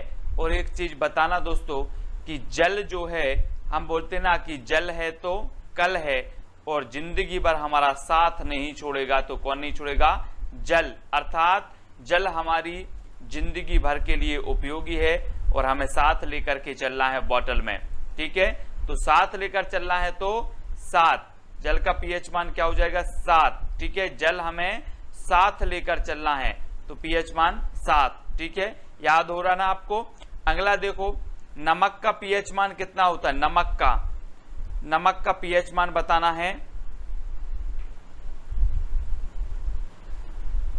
तब आपका बिल्कुल सही आंसर क्या हो जाएगा, 7। ठीक है, जिस प्रकार हमें जल को साथ में लेकर के चलना है, वैसे ही जब आप खाना बनाते हो या कुछ करते हो तो नमक साथ में लेते हो कि नहीं लेते, नमक का साथ होना भी उसी प्रकार जरूरी है। ठीक है, तो नमक का पीएच मान भी कितना हो जाएगा, 7 हो जाएगा। ठीक है, आप हर एक चीज में, खाना में जो है नमक डालते हो, नमक साथ में चाहिए, तो नमक तो होना ही चाहिए आपके साथ, तो 7 हो जाएगा नमक का पीएच मान। ठीक है, अगला देख लो, रक्त का पीएच मान कितना होता है, रक्त का पीएच मान बताना है, तब आपका राइट आंसर क्या हो जाएगा, 7.4, ये रक्त का पीएच मान होता है। ठीक है, अब दोस्तों एक चीज बताना कि रक्तदान जो शिविर है वो सप्ताह के 7 दिन लगना चाहिए कि नहीं, लगना चाहिए 7 दिन, तो आपका 7 हो जाएगा रक्त शिविर। ठीक है, और 4 बार साल में, 4 बार, एक वर्ष में 4 बार आपको रक्तदान करना चाहिए, तो 7.4। ठीक है, रक्त शिविर आपके 7 दिन लगना चाहिए और 4 बार आपको क्या करना चाहिए, रक्तदान करना चाहिए। 7.4 ये रक्त का पीएच मान हो जाएगा। ठीक है, याद रख लेना है आपको। अगला देखो, आंसू का पीएच मान। ठीक है, आंसू का पीएच मान क्या हो जाएगा, तब आपका बिल्कुल सही आंसर होगा दोस्तों 7.4। अब एक चीज बताना कि जब सप्ताह के 7 दिन शिविर लगेगा, रक्त शिविर, रक्तदान शिविर, ठीक है, और आप वर्ष में 4 बार डोनेट करोगे तो किसी की आंखों में आंसू आ पाएंगे क्या, नहीं आ पाएंगे, तो आंसू का पीएच मान कितना हो जाएगा, 7.4। ठीक है, इस प्रकार से याद रख लेना, आंसू नहीं आएंगे अगर व्यक्ति सप्ताह के 7 दिन और वर्ष में 4 बार ब्लड डोनेट करेंगे तो। ठीक है, अगला आपको बताना है दोस्तों, नींबू का पीएच मान कितना है। नींबू सभी लोग जानते होंगे, नींबू का पीएच मान कितना होता है, तब आपका बिल्कुल सही आंसर हो जाएगा दोस्तों 2.4। ठीक है, 2.4, 2.4। अब एक चीज बताना, ये 10 का नोट है ना, ये 100 का नोट है। अब आप 10 का नोट लेके जाना, 10 का नोट लेके जाना और बोलना नींबू दे दो, तो आपको 100 नींबू नहीं मिलेंगे, कितने मिलेंगे, 2-4 नींबू मिलेंगे। ठीक है, 10 रुपया के आपको 2-4 नींबू मिलेंगे। जरा जाके देख लेना, तो नींबू का पीएच मान कितना होगा, 2.4 यानी कि 2.4। ठीक है, नींबू का 2.4। ठीक है, अगला देखो, याद हो रहा है तो वीडियो को लाइक जरूर करें। दूध का पीएच मान आपको बताना है, दूध का पीएच मान कितना होता है, तब आपका राइट आंसर हो जाएगा दोस्तों 6.4 अर्थात 64। ठीक है, आज महंगाई के दौर में आपको पता है दूध कितने रुपए लीटर है, 64 रुपया, है ना, 6.4 यानी 64, तो 64 रुपया लीटर है दूध, ठीक है। तो दूध का पीएच मान कितना हो जाएगा, 64, ठीक है, 6.4 ये दूध का पीएच मान हो जाएगा। अगला देख लो, शराब का पीएच मान कितना होता है। शराब का पीएच मान आपको बताना है, कितना होता है, 2.8, 2.5, 3.6 या फिर 2.6। तो आपका बिल्कुल सही आंसर हो जाएगा दोस्तों 2.8। आजकल व्यक्ति क्या कर रहे हैं, 2 बजे से लेकर रात्रि 8 बजे तक केवल क्या पी रहे हैं, शराब पी रहे हैं। कब से लेकर, 2 बजे से 8 बजे तक। तो 2.8 बजे से क्या पी रहे हैं, शराब। तो शराब का पीएच मान 2.8 है ना, तो 2.8 आपका शराब का पीएच मान हो जाएगा, याद रख लेना, ठीक है। अगला देखते हैं दोस्तों, मानव लार का पीएच मान कितना होता है। मानव लार का हमें पीएच मान बताना है, कितना होता है। तब आपका बिल्कुल सही आंसर हो जाएगा ए, है ना, 65 से 75 यानी कि 6.5 से 7.5, ठीक है। तो हम इन्हें क्या करेंगे, 65 से 75। अब 65 हो या 75 साल का व्यक्ति हो, अगर उसके सामने ये रसगुल्ला रख दिए जाएं तो उसकी जीभ में क्या आ जाएगा, लार आ जाएगी, लार, ठीक है। तो मानव लार का पीएच मान कितना होगा। अब आप बोल दोगे सर चाहे 65 का हो या 75 का, लार तो आ ही जाएगी। तो 65 यानी 6.5, 75 यानी कि 7.5, ठीक है। तो ये चीज आपको याद रखनी है, मानव लार का पीएच मान। अगला देख लो, समुद्र जल का पीएच मान क्या होता है। समुद्री जल का पीएच मान,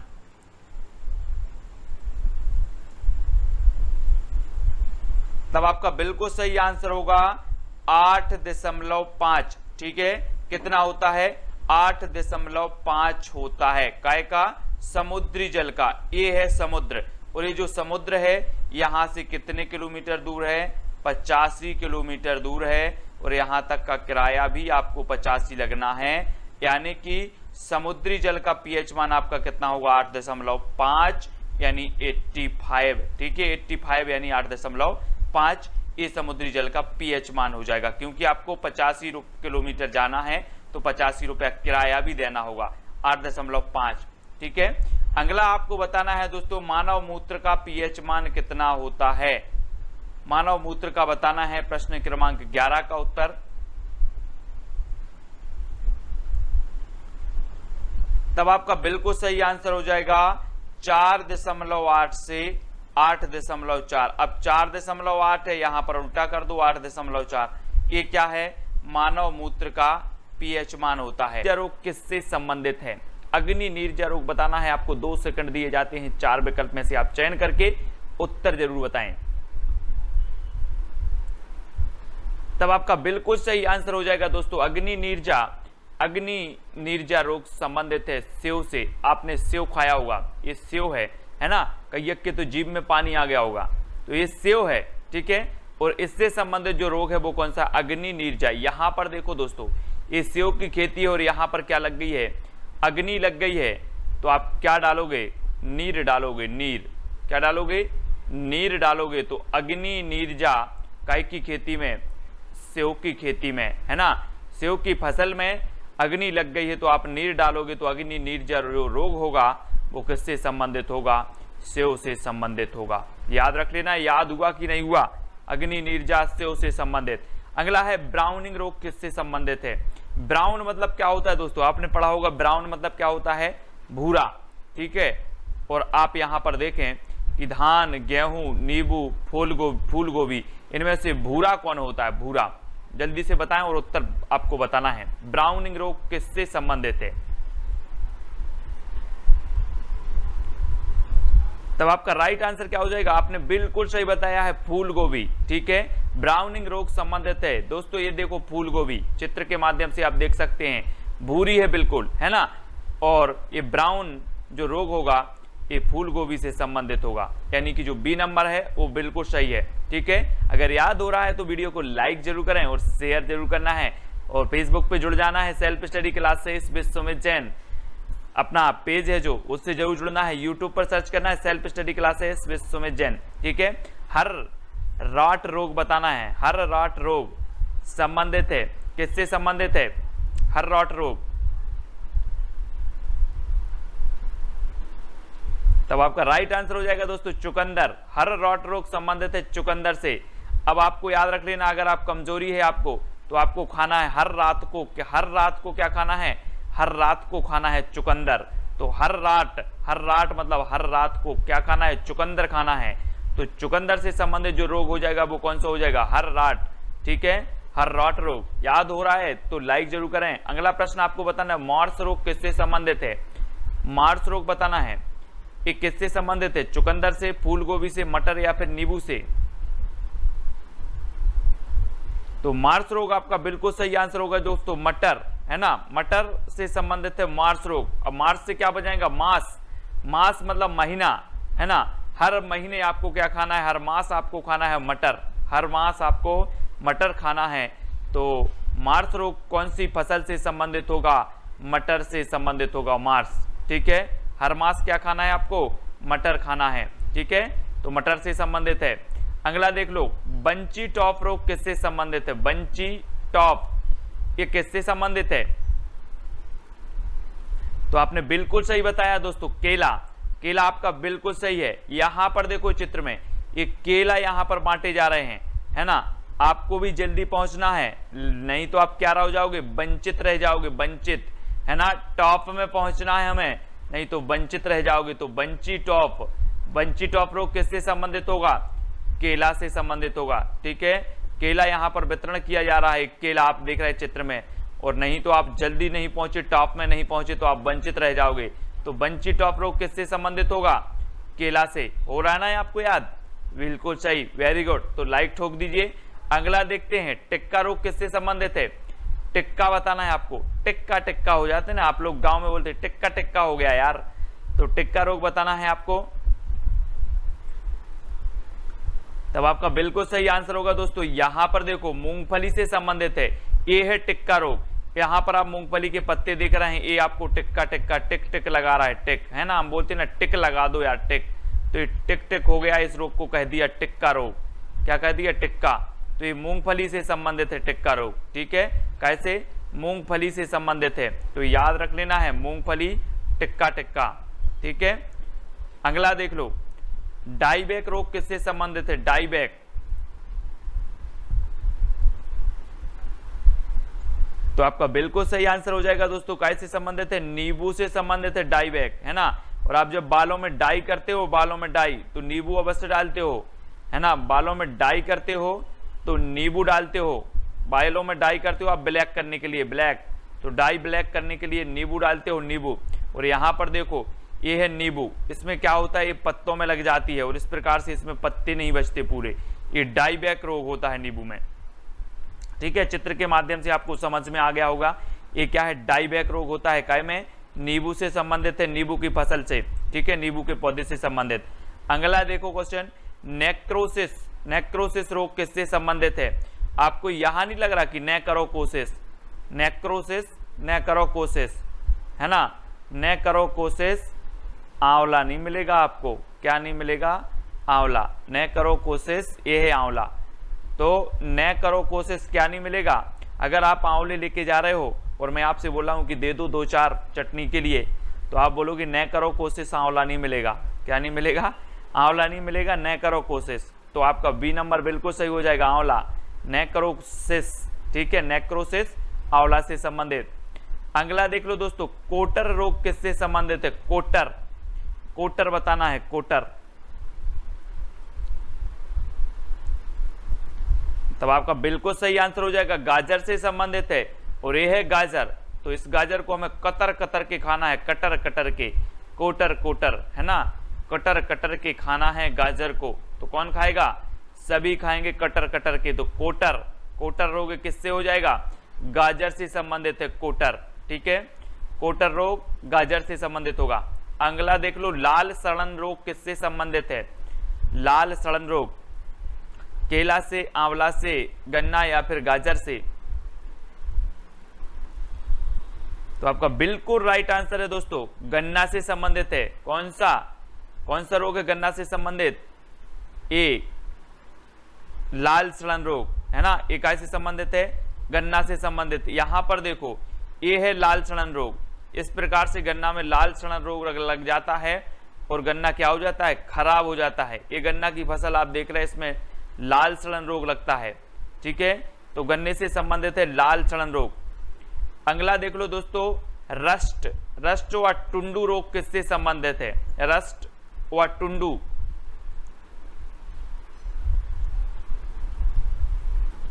तब आपका बिल्कुल सही आंसर क्या हो जाएगा? गेहूं से संबंधित है। रस्ट और टुंडू रोग गेहूं से संबंधित है।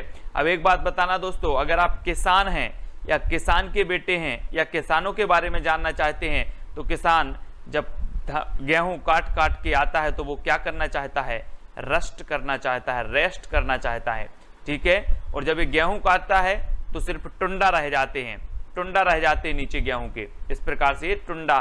तो टुंडू रोग और रस्ट करना चाहता है गेहूं काट कर किसान, तो रस्ट और टुंडू ये रोग किससे संबंधित हो जाएंगे? गेहूं से संबंधित हो जाते, ठीक है। किसान क्या करता है? गेहूं काटने जाता है, तो वहां से आता है तो रेस्ट करना चाहता है, तो रेस्ट संबंधित है गेहूं से।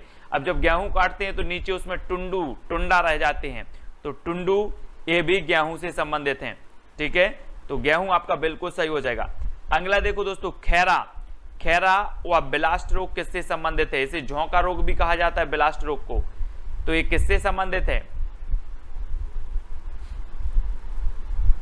तब आपका बिल्कुल कई बार पूछा गया खैरा रोग किससे संबंधित है, तो आपका राइट आंसर हो जाएगा धान से संबंधित है रोग। खैरा और ब्लास्ट रोग संबंधित है धान से। यहां पर देखो दोस्तों, ये है खैरा रोग, जो धान है वो खैरा जाती है ना, पीली पीली पड़ जाती है, तब इसे खैरा रोग कहा जाता है, ठीक है। और यहां पर देखिए ये ब्लास्ट रोग है। ब्लास्ट रोग जब हो जाता है तो इसके जो दाने हैं वो ब्लास्ट हो जाते हैं, उसमें कुछ नहीं बचता, है ना, ब्लास्ट हो जाते हैं। हम बोलते हैं ना ब्लास्ट कर दो, मतलब कुछ नहीं बचेगा। वैसे ही धान में भी क्या होता है कि जो उसके दाने होते हैं, दाने में जब ये ब्लास्ट रोग लगता है तो उस दाने में चावल नहीं बचता, कुछ नहीं बचता, वो ब्लास्ट हो जाता है, ठीक है। तो ये ब्लास्ट रोग धान से संबंधित है और खैरा रोग भी धान से संबंधित है, तो ये चीज आपको याद रखनी है। अगला देख लो दोस्तों, यहां पर ब्लैक हट रोग किससे संबंधित है? ब्लैक हट,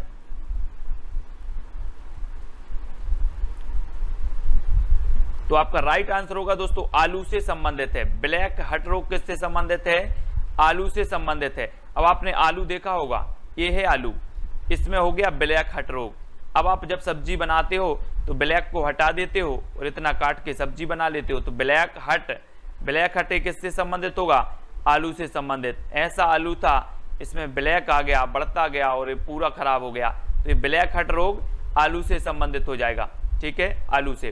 तो याद रख लेना, आपका याद हो जाएगा, परीक्षा में जरूर पूछे जाते हैं ये रोग। हरित बाली रोग किससे संबंधित है? हरित बाली रोग बताना है किससे संबंधित है? गेहूं से, आंवला से, गन्ना से या फिर बाजरा से? हरित बाली, तो आपका बिल्कुल सही आंसर होगा दोस्तों बाजरा से संबंधित है। ये देखिए, ये है बाजरा, है ना, और इसमें हरित बाली रोग, इस प्रकार से हरित बाली रोग हो जाता है, तो कैसे हो जाता है? बाजरा से। और एक और चीज कि आप हरी सब्जी लेने कहां जाते हो? बाजार जाते हो, बाजार जाते ना हरी सब्जी लेने, तो हरित बाली सब्जी, बाजार जाना है, हरित बाली सब्जी लेने कहां जाना है? बाजार, तो बाजार से बाजरा। सबसे पहला जो आपका प्रश्न है, लंबाई का मात्रक क्या है?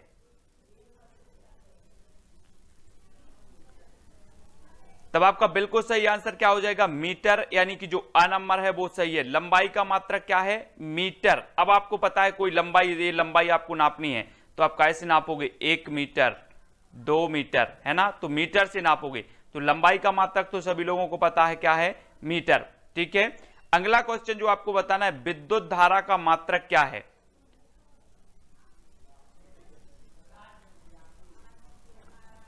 तब आपका राइट आंसर हो जाएगा दोस्तों एम्पियर। एम्पियर यानी कि जो विकल्प नंबर आपका वी है वो सही हो जाएगा। अब इसको कैसे याद रखना है?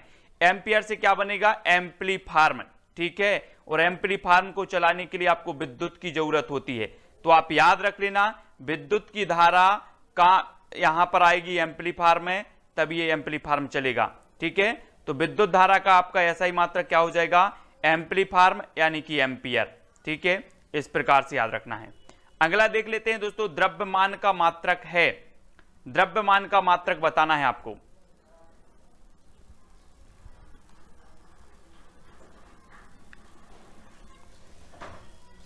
आपका सही उत्तर हो जाएगा किलोग्राम, यानी कि जो विकल्प नंबर आपका वी है वो बिल्कुल सही होगा। ठीक है, किलोग्राम, 1 किलोग्राम आपको यहां पर दिख रहा होगा। ठीक है, 1 किलोग्राम है, और कोई भी आप द्रव्यमान नापते हैं, तौलते हैं, है ना, तो काय में, किलोग्राम में, तो बी नंबर आपका यहां पर बिल्कुल सही होगा, किलोग्राम।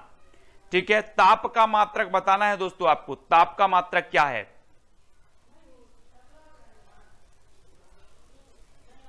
तब आपका राइट आंसर क्या हो जाएगा, वो हो जाएगा दोस्तों केल्विन। क्या है, केल्विन ताप का मात्रक माना जाता है। केल्विन से क्या बनेगा, केला, और अगर आप ज्यादा केला खाते हैं तो आपको सर्दी जुकाम हो जाएगा और आपका ताप बढ़ जाएगा। क्या बढ़ जाएगा, ताप। तो ताप का मात्रक क्या होगा, ताप आपका बढ़ेगा, केला खाने से सर्दी जुकाम होता है, केला से बनेगा केल्विन, तो ताप का मात्रक क्या होगा, केल्विन। अब याद रख लेना है आपको, अगर ताप की बात आए तो आपका ताप कैसे बढ़ेगा, आपको याद रख लेना है, केला खाने से, केला खाया, सर्दी जुकाम हुआ, और केल्विन आपका हो जाएगा सही। ठीक है, अगला दोस्तों आपको बताना है ज्योति तीव्रता का मात्रक क्या है।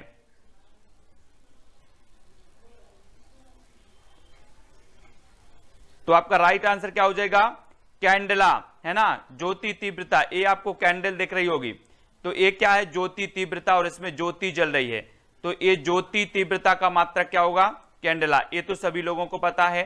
ठीक है, अगला क्वेश्चन देखते हैं, विद्युत शक्ति का मात्रक है, विद्युत शक्ति का मात्रक बताना है।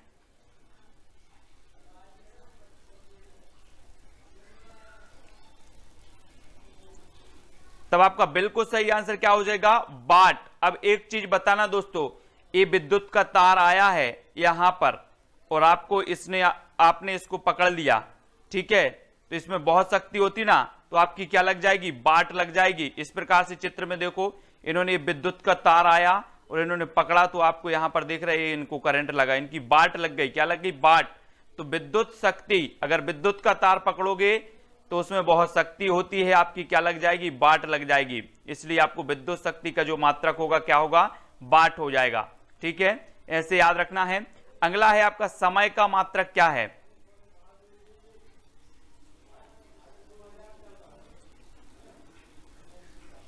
तब आपका बिल्कुल सही आंसर होगा सेकंड। समय का मात्रक है सेकंड।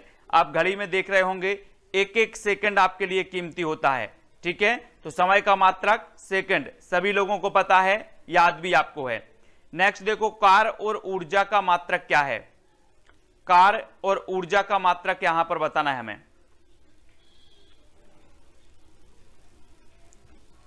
तब आपका बिल्कुल सही आंसर होगा जूल, जूल। ठीक है, इसको 1 मिनट के लिए आप जल कर दो। ठीक है, अब आपके लिए कोई कार्य करना है तो काय की जरूरत होती है, ऊर्जा की, और ऊर्जा आपको कहां से प्राप्त होगी, जब आप जल पियोगे। ठीक है, तो कार्य और ऊर्जा का मात्रक क्या हो जाएगा, जूल। ठीक है, जूल, जल, है ना, इस प्रकार से याद रखेंगे। कार्य करना है तो ऊर्जा की जरूरत है, और ऊर्जा हम जल पिएंगे तब हमें ऊर्जा मिलेगी, तो जल पीना है यानी कि जूल। तो कार्य और ऊर्जा का मात्रक क्या हो जाएगा, जूल। ठीक है, याद हो रहा है कि नहीं, कमेंट में जरूर बताना है। एक प्रश्न आपसे लास्ट में पूछेंगे जिसका उत्तर आपको कमेंट में लिखना होगा। दाब का मात्रक यहां पर बताना है आपको। प्रश्न क्रमांक 9 का उत्तर,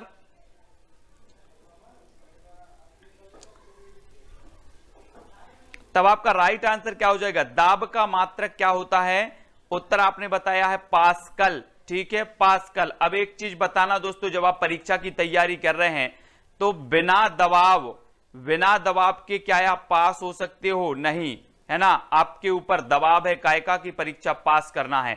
दाब से दबाव है कायका परीक्षा पास करने का, तो दाब का मात्रक क्या हो जाएगा, पास्कल। ठीक है, पास्कल, ऐसे याद भी करना है। अगला क्वेश्चन देखो, प्रेरक का मात्रक क्या है, प्रेरक।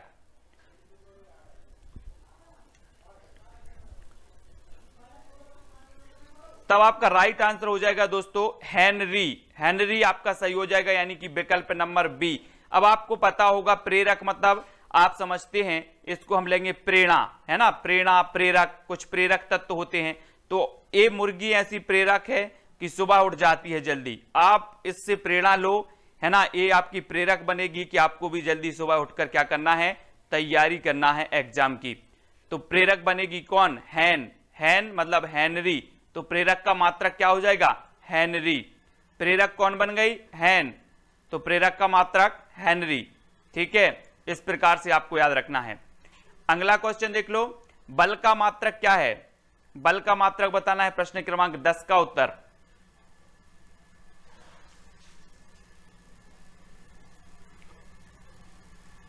तब आपका राइट आंसर हो जाएगा दोस्तों न्यूटन। ठीक है, क्या है, न्यूटन, ये बल का मात्रक माना जाता है। अब एक चीज बताना, आप लगातार प्रयास करते हो कि हमें न्यू बल मिल जाए, न्यू न्यू नया नया बल मिलते जाए, इस प्रकार से आप बनना चाहते हो शक्तिशाली, नए नया बल प्राप्त करना चाहते, नए नए बल प्राप्त करना चाहते हो, तो न्यूटन, है ना, न्यूटन, इस प्रकार से याद रख लेना है आपको। तो बल का मात्रक क्या हो जाएगा, न्यूटन, यानी कि जो विकल्प नंबर आपका ए है वो बिल्कुल सही होगा।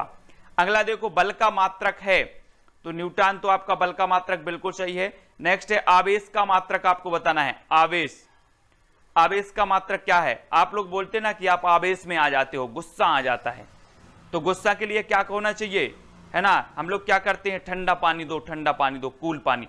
तो अगर कोई आवेश में आ जाए तो आपको क्या करना है, उसे कूल डाउन करना है, कूल कूल पानी देना है, तो कूलाम, आवेश में कूलाम। ठीक है, आवेश में कोई आता है तो उसे कूल करना है, तो कूलाम, तो आवेश का मात्रक क्या हो जाएगा, कूलाम, इस प्रकार से याद रखना। अगला देखो, आवृत्ति का मात्रक क्या है, आवृत्ति, न्यूटन, हेनरी, हर्ट्ज या फिर कूलाम।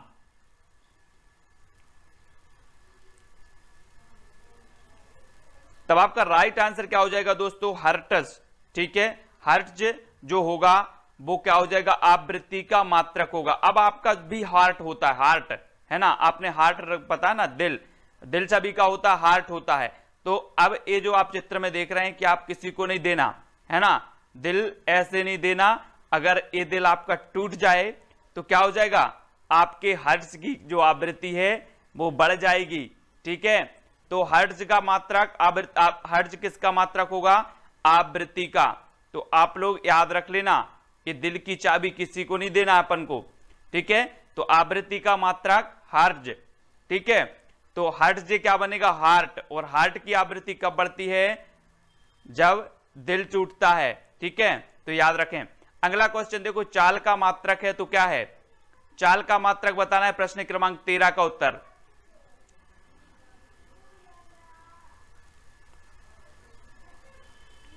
तब आपका बिल्कुल सही आंसर होगा, चाल का होता है मीटर प्रति सेकंड। सभी को पता है क्या है, इसका मात्रक होता है चाल का मीटर प्रति सेकंड। ये चीज आपको याद रखनी है, चाल होती ना, कोई चाल कितने मीटर प्रति सेकंड की रफ्तार से इसकी चाल है। ठीक है, तो मीटर प्रति सेकंड आपका बिल्कुल सही होगा। लेंस की क्षमता का मात्रक बताना है हमें, यहां पर लेंस की क्षमता का मात्रक। अब दोस्तों एक चीज आपको बताना है कि लेंस कौन डालेगा, डॉक्टर। डॉक्टर से मिलता जुलता आपका शब्द कौन है, डाईऑप्टर, है ना, डाईऑप्टर, डॉक्टर, इस प्रकार से। तो लेंस कौन डालेगा, डॉक्टर, और डॉक्टर से जो मिलता जुलता आपका शब्द है डाईऑप्टर, डॉक्टर, है ना, तो डॉक्टर आपका सही हो जाएगा, लेंस की क्षमता का मात्रक डाईऑप्टर। अगला क्वेश्चन देखो, प्रतिरोध का मात्रक क्या है। दोस्तों अभी आपने देखा होगा कि कोरोना संक्रमण फैला और उसमें कहा गया कि प्रतिरोधक क्षमता बढ़ाएं, रोग प्रतिरोधक क्षमता बढ़ाएं। तो प्रतिरोध, रोग प्रतिरोधक अगर क्षमता आपको बढ़ाना है तो आपसे कहा गया कि आप नित्य क्या करें, योग करें। योग जब आप करते हो तो आप बोलते हो ओम, इस प्रकार से करते ना, तो ओम, प्रतिरोध का मात्रक क्या है, ओम। अगर आपको प्रतिरोधक क्षमता बढ़ाना है तो क्या करना होगा, ओम का योग करना होगा, जप करना होगा। तो प्रतिरोधक का मात्रक क्या होगा, ओम, याद रखो। अगला है दोस्तों, ध्वनि तीव्रता का मात्रक क्या है। ध्वनि तीव्रता, न्यूटन, केल्विन, ओम या फिर डेसिबल।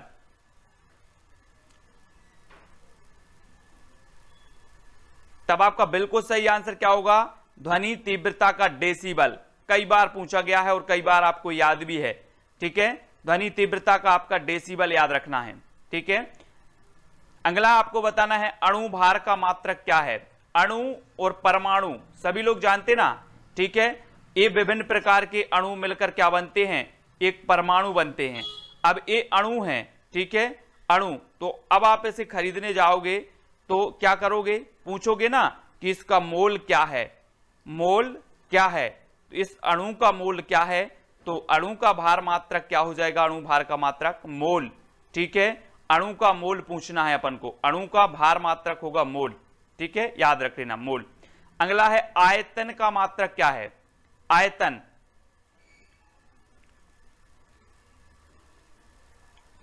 तो सभी लोगों को पता है घन मीटर, ठीक है।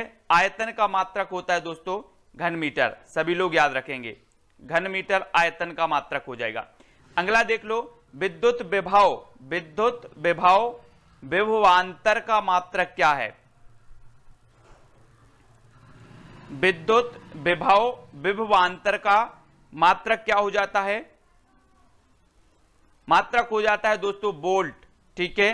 तो याद रख लेना, जहां पर भी विद्युत के ऐसे वायर आए इस प्रकार से विद्युत के, तो इसको अंतर से बोल्ट कसना है। ये वाले बोल्ट जो हैं यहां पर कसे जाएंगे, तो ये अंतर से कसना है जिस प्रकार से। तो विभवांतर, विभवांतर है ना, विद्युत विभव या फिर विभवांतर का मात्रक क्या हो जाता है, बोल्ट, क्योंकि विद्युत विभवांतर में अंतर से बोल्ट कसना है, अंतर से क्या कसना है, बोल्ट।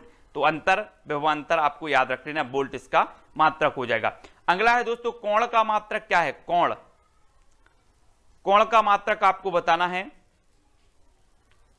मैं आपसे कहूं कि कोण बनाने के लिए आप रेडी हैं, मैं आपसे बोल रहा हूं कोण बनाने के लिए आप रेडी हैं, तो आप क्या कहेंगे, जी सर मैं कोण बनाने के लिए रेडी हूं। एक कोण है, ठीक है, समकोण, इस प्रकार से है ना, समकोण बनता ना जी। तो समकोण बनाने के लिए आप रेडी हैं, कोण बनाने के लिए, जी रेडी हैं, तो रेडियन। तो कोण का मात्रक क्या हो जाएगा, रेडियन, है ना। तो आप रेडी रहिए कोण बनाने के लिए और वीडियो देखते रहिए, वीडियो को शेयर करते रहिए और इसी प्रकार से न्यू ट्रिक से हम मात्रक, पीएच मान और भी बहुत सारी ऐसी चीजें लाने वाले हैं जो आपके लिए बहुत ही महत्वपूर्ण हैं। तो वीडियो को लाइक करें, वीडियो कैसा लगा कमेंट के माध्यम से बताएं, वीडियो को शेयर करें। ऐसे ही बहुत ही महत्वपूर्ण ट्रिकी वीडियो चैनल पर उपलब्ध हैं, प्लेलिस्ट में जाकर के देखें। संधि, समास, ये हिंदी के सभी ट्रिकी वीडियो उपलब्ध हैं और भी आपकी जीएस से संबंधित बहुत सारे ट्रिकी वीडियो उपलब्ध है। तो वीडियो को लाइक करके शेयर अवश्य करें दोस्तों। वीडियो कैसा लगा कमेंट के माध्यम से बताएं और आप हमारे टेलीग्राम ग्रुप से जुड़ सकते हैं। वीडियो की डिस्क्रिप्शन में टेलीग्राम की लिंक दी है, तो आप डिस्क्रिप्शन में जुड़ें, ठीक है। और अगर नहीं जुड़ पा रहे हैं तो टेलीग्राम ऐप डाउनलोड करो, उसमें सर्च करो IAS स्टडी ट्रिक, IAS, इस प्रकार से आपको टेलीग्राम में IAS स्टडी ट्रिक सर्च करना है और ज्वाइन हो जाना है, ठीक है।